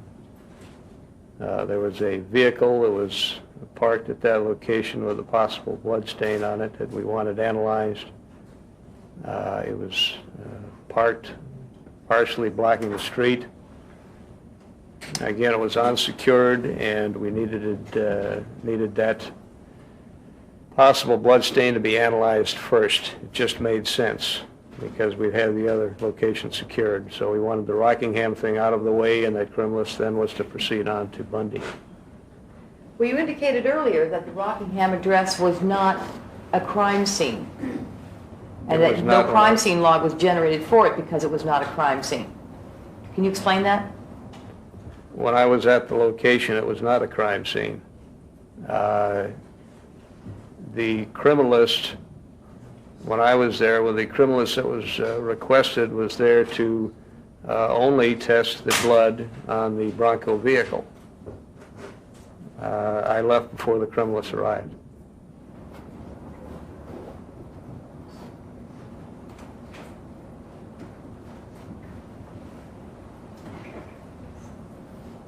In the 200 to 300 homicides that you've investigated, sir, has it ever occurred before that you have left a crime scene before it was completed in the processing? Seems to me there have been instances, yes. And that when you left the crime scene in previous cases, before the processing was complete, you intended to return? Yes. Was that your intention when you left 875 South Bundy for the Rockingham address? Yes. Did you expect to be back fairly quickly? Yes. So when you left Lieutenant Rogers at the 875 South Bundy address, and I believe you indicated earlier you did not intend for him to process the crime scene for you, you left him there thinking that you were going to be back in a few minutes. Yes, short time. I have nothing further. Mr. Shapiro?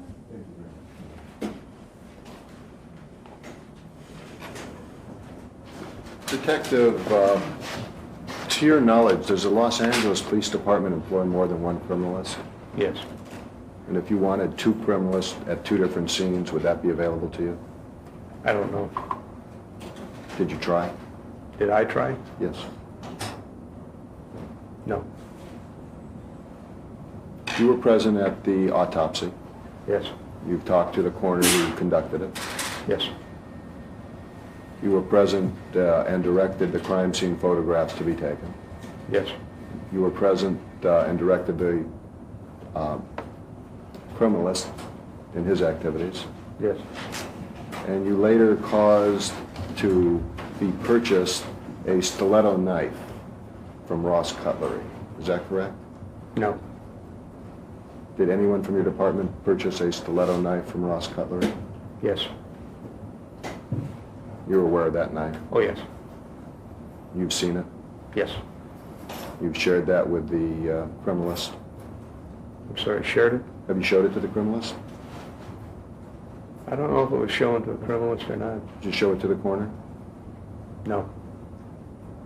Is it your opinion that this knife, or one substantially similar to it, was the murder weapon? Be pure conjecture with the knowledge that I have in regards to that knife. In that case, it calls for speculation. Objection. Sustained. Nothing further. Ms. Clark, anything else? One question, Your Honor. Sir, is it preferable to use one criminalist in a case to process all of the scenes related to one case? Yes. And why is that? To maintain a certain order and custody of evidence, to have one person with knowledge of more than one scene, someone who is up on everything that's going on with both scenes. It's important for chain of custody of evidence. It's important to be on the same page with the criminalists, and it would be very difficult to employ more than one criminalist, and this was absolutely necessary. And if you have one criminalist who processes all scenes, he's going to know what's important at each scene because he's seen them all. And he may pick up things that you haven't. Oh, yes. I have nothing further. Anything further? This witness may be excused. Thank you very much, sir. You may step down. Do not Thank you. discuss your testimony with anyone but the lawyers in the matter. Next witness, please. Yes, Your Honor, the people call Detective Van Adder. Recall.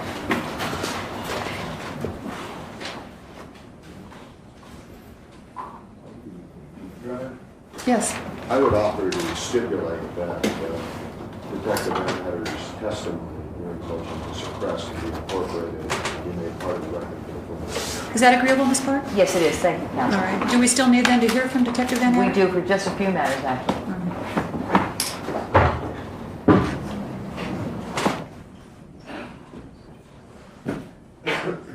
I think I've said this before. You've previously been sworn and remain under oath. Please have a seat in the witness stand. Yes, Your Honor. Thank you. State and spell your name. Philip Van Adder, Philip Vannatter. Thank you. Where?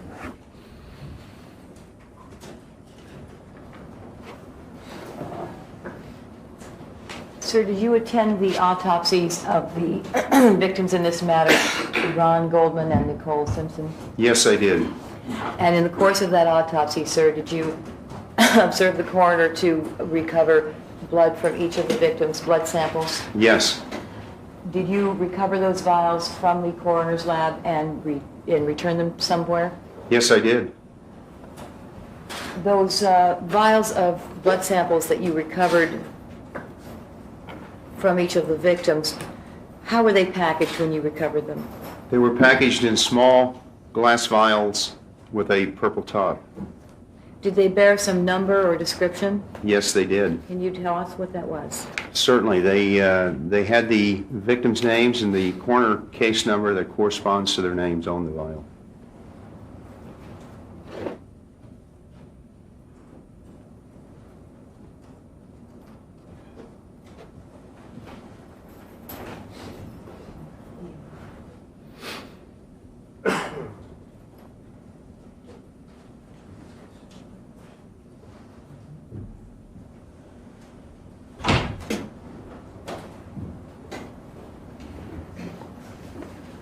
Showing you people's 2 and 3, sir, can you tell me whether the people depicted in these photographs are the ones whose autopsies you attended?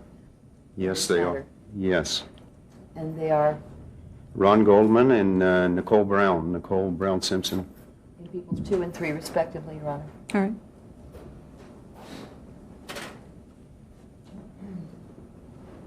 I'm sorry, sir, you described the packaging. Did that bear a number?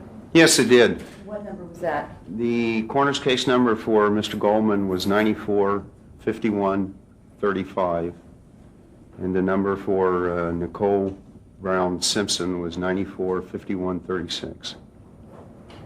And that was on the packages? That was on a label on the glass vial itself. And what did you do with those vials? I hand carried those to Scientific Investigation Division, Los Angeles Police Department, and handed them over to a employee there, Colin Yamauchi. What does he do at the police department, sir? He's an employee of the Scientific Investigation Division that works in the serology department.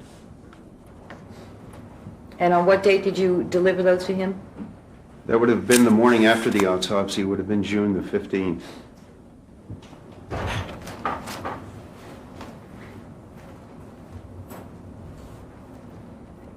Now, you've earlier testified concerning a glove that was seen at the south side of the property at 360 Rockingham. Yes. Let me show you a photograph. I'd like to be marked People's 21, Your Honor, All right. and ask you if this depicts that glove that you saw at the south side of the property in the position in which you saw it. Yes, it does.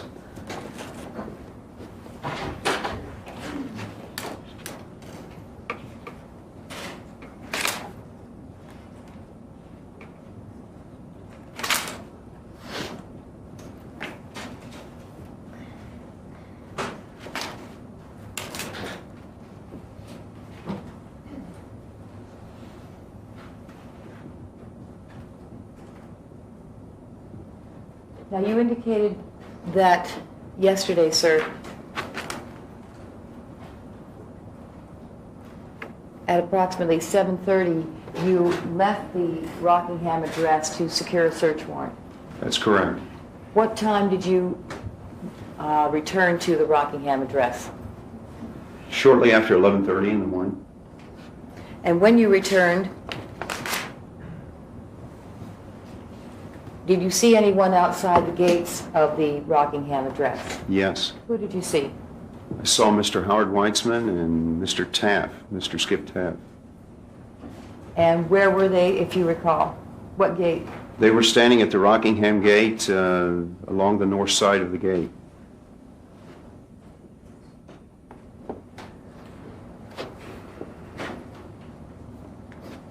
And where were you when you saw them? I had just parked my car and was walking into the gate, walking toward the residence. Did you make contact with them?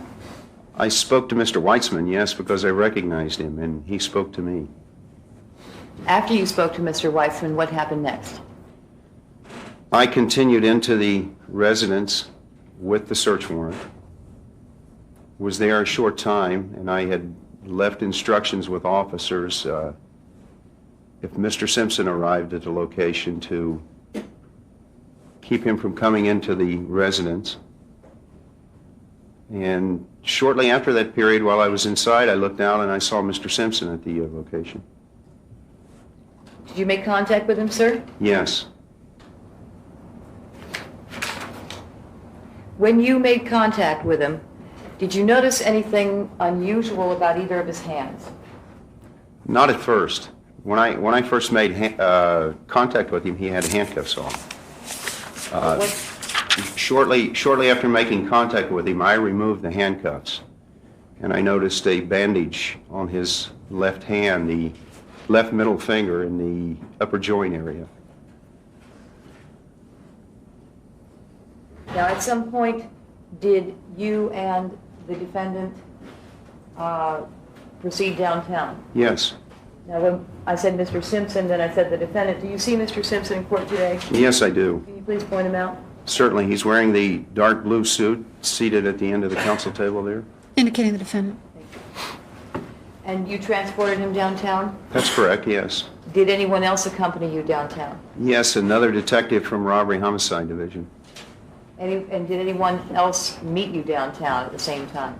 Yes, Who was that? Mr. Weitzman and Mr. Taft. Once downtown, did you make some effort to document the condition of his left middle finger? I did. What did you do? I took him to the photography lab of the police department and had it photographed. Did you cause a blood sample to be taken from Mr. Simpson? I did. And did you get his consent to do so? Yes. Were you present when that blood was taken? Yes, I was. And was the vial given to you after it was taken? Yes. What did you do with that vial? I kept that vial in my possession and hand-carried it to criminalist Dennis Fong and turned it over to him to be booked with the evidence. And that vial did you do it on the same day that the blood was taken from the defendant? Yes, the 13th. Of June? That's correct.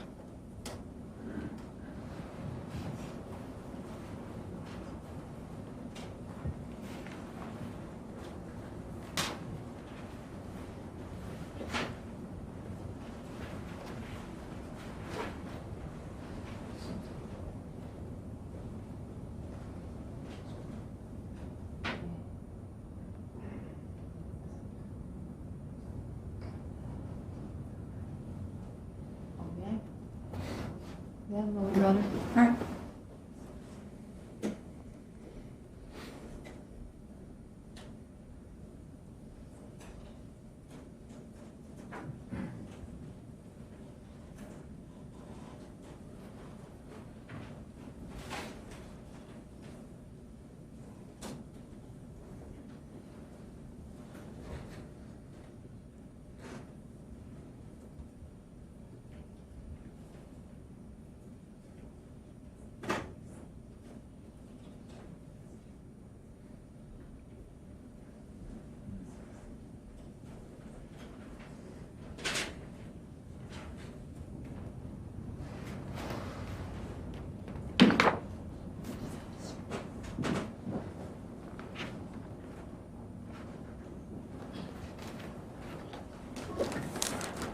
I have your photograph, Your Honor. I said if you marked Peoples 22. All right.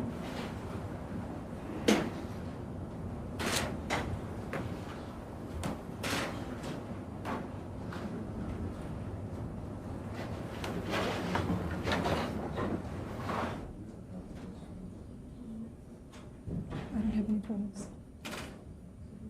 We have a 21.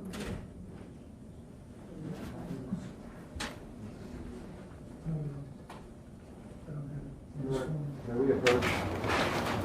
Um, Well, I can just put on the record. I have checked with the lawyers and investigators from my office, and we do not believe that we have received a copy of this photograph. I could take a moment and check with the criminals, but my recollection is we have not seen this photograph, and the date on this photograph is June 21st of 91. 91? Of 94, I'm sorry. I can't say with or without my glasses. May I indicate what's on the photograph, Your Honor? Yeah, there are two gloves and a ruler. 2 gloves, each of them bearing an item number that has already been related to this case. What it does is depict the glove recovered from the crime scene and the glove recovered from the house side by side. I would be delighted to provide counsel with a copy of that photograph if he feels that he does not have one. I thought we had given him copies of all photographs. This is not a crime scene photograph at all. It's a lab photograph. So this is a photo that was taken at the crime lab itself? Yes. Do you have a series of such photos from the crime lab? I don't. As far as I know, that's the only one. But I don't know. I thought counsel had all photographs, Your Honor. So I'll certainly have it duplicated for him. Not a problem. It doesn't constitute any evidence that he has not already seen. It simply puts the 2 items together in one picture. Well, then perhaps we could use another item of evidence that we have already seen for the purposes of this examination at this time, and give us an opportunity to examine this photograph. Well, I'll give you a chance to examine that photograph. Do you have other evidence that you can present with regard to this at this point? Well, I don't know how long it takes counsel to look at a picture of 2 gloves, but I'd be glad to wait until he's satisfied himself that he can match the item numbers of the gloves with the item numbers on his property report and the appearance of those gloves with the appearance of the gloves in the photographs he's already got. I would say it would take me time to get expert witnesses from New York and other parts of the United States to review this. I obviously am capable of looking at it and see it has 2 gloves. If that is the only purpose of this photograph, I think Detective Van Adder can identify hundreds of pictures of gloves that we have. It is just ironic that there is one picture that we don't have that they want to use for some reason. It's one photograph that we have that shows the 2 gloves in one place side by side. That's all, Your Honor. I don't understand counsel's objection. I don't see why it takes an expert to look at a picture of 2 gloves. Mr. Shapiro, I'm not going to preclude Ms. Clark from utilizing this photo. I take her word for the fact that it is a photo of apparently the gloves that we've heard testimony concerning in this preliminary hearing. You are entitled to a copy of it. They've indicated that they would provide one to you. When can that be provided, do you know? Right now. You have an extra I'll give copy? counsel my copy. Okay, you have a smaller version of what he's holding in his hand? Yes, I do. Okay. Let's hand that over to defense counsel. Are there any other photographs that we haven't received now? Your Honor, That I don't know. I've just been handed a series of photographs that all are crime lab photographs of these gloves. I believe counsel does have them, but I'll be glad to give him these again and have another set made for myself. We have inventory each item of evidence that has been received, and we have not received it. So, That presentation was made to me yesterday, and then other counsel for the defense indicated they did indeed have what they said they didn't have. So I would ask for Mr. Shapiro to examine the items he's been given today again.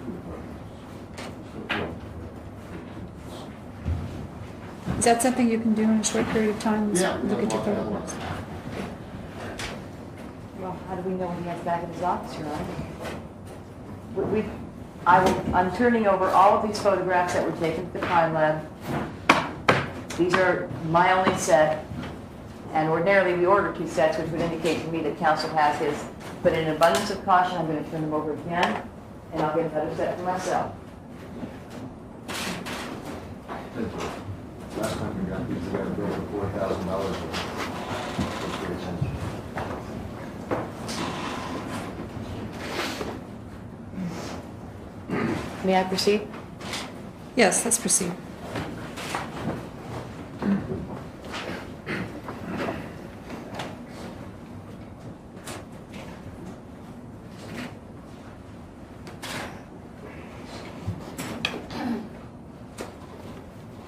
They're showing you what's now marked as People's 22. Do you recognize what I'm showing you? Yes, I do. Now, do you see beneath each of these gloves that there's an item number? I do. What's an item number? That's a item number of a piece of evidence that's been recovered and booked as evidence with our crime lab. And are you familiar with the property report that lists the item numbers for the evidence that was recovered in this case, sir? Yes, I am. Were each of the gloves recovered, the one at the 875 South Bundy address and the one at the 360 Rockingham address, given separate item numbers? Yes, they were. Do you recognize the item numbers shown in People's 22? I do.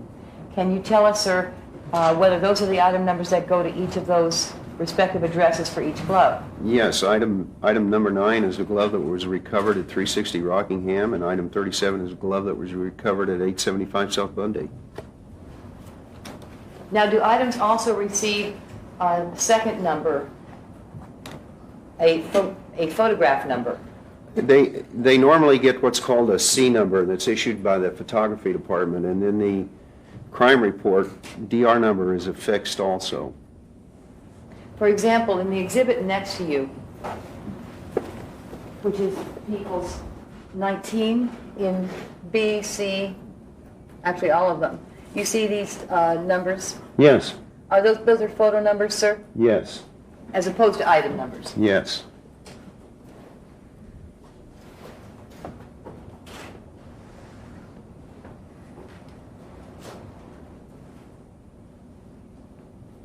Your Honor, I'm going to object to these series of photographs being shown.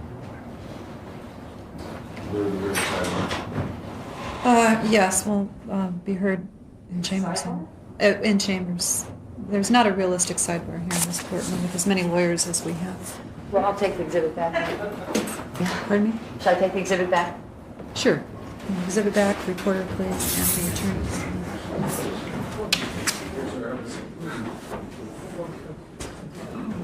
Sir?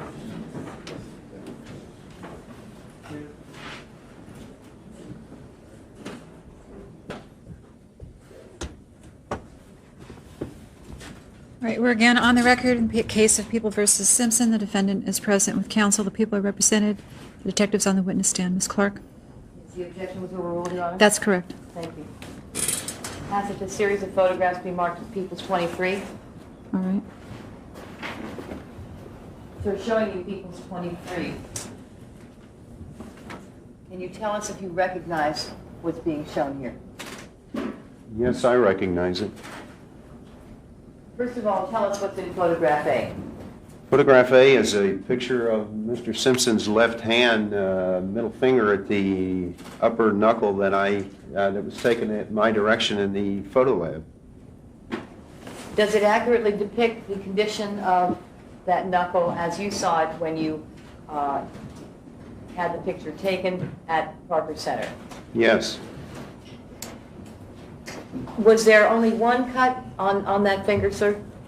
There was a smaller laceration down toward the first knuckle that doesn't show up there very well. It was a small laceration that run in across the finger and down. Now, the gloves that are shown in B and C of People's 23, Yes? do you recognize those, sir? Yes. And what are those? Those are the two gloves that were found at 875 South Bundy and 360 North Rockingham. Now, the glove in photograph B contains item number 9. You can see that? Yes, I can see that. And as you earlier testified, that was the glove that was recovered from the Rockingham address? That's correct, yes. In photograph C, we have number 102 shown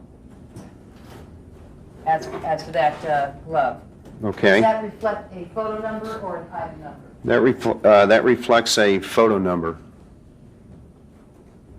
And are the photo numbers and item numbers correlated? Yes, they are in the property report. So that photo number 102 would correlate to item number 37? That's correct, yes.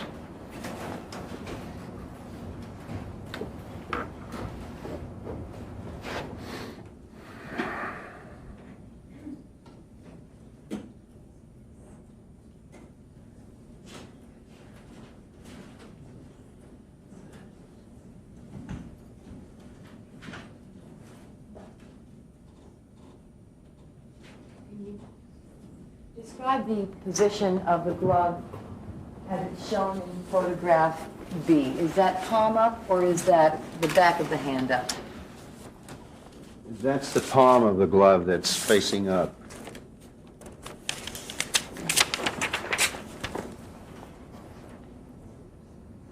And in photograph C, can you tell? May I step down where I can? Thank you. That's the back portion of the glove that's facing up.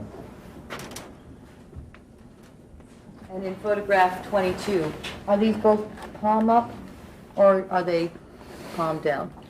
These are both palm up, showing the palm of the glove.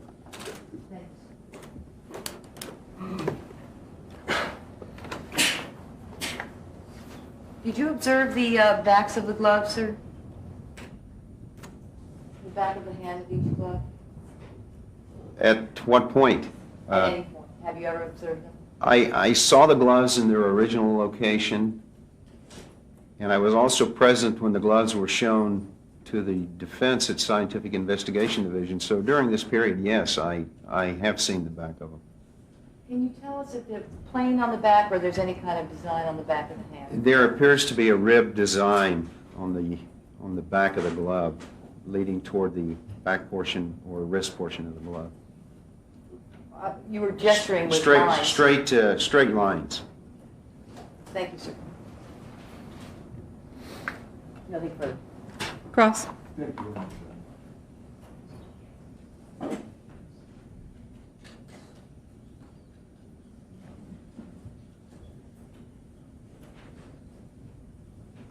Detective Van Adder, when you caused to have Mr. Simpson's index finger photographed, did you ask for a criminalist to examine it? No, I did not. Did you ask for a medical examiner to examine it? As it was being photographed? Yes. No, sir. Did you ask for a doctor to examine it? No, sir. Did you ask for a nurse to examine it? At a later date, I did, yes, or at a later time, I asked for a nurse to examine it. I'm not saying the photograph, I'm saying the finger. The finger, yes. So you asked a nurse to examine it I asked a nurse after the photograph was taken. after the photograph. Yeah. Did you ask a doctor, a criminalist, or a medical examiner? No, sir, I didn't. Did you ask anyone if they could determine how recent the cut was? No, sir. Did you ask anyone if they could determine the severity of the cut? No, sir. Did you ask anyone if they could determine the cause of the cut? No, sir. Did you ask anyone to examine the hand to see if there were any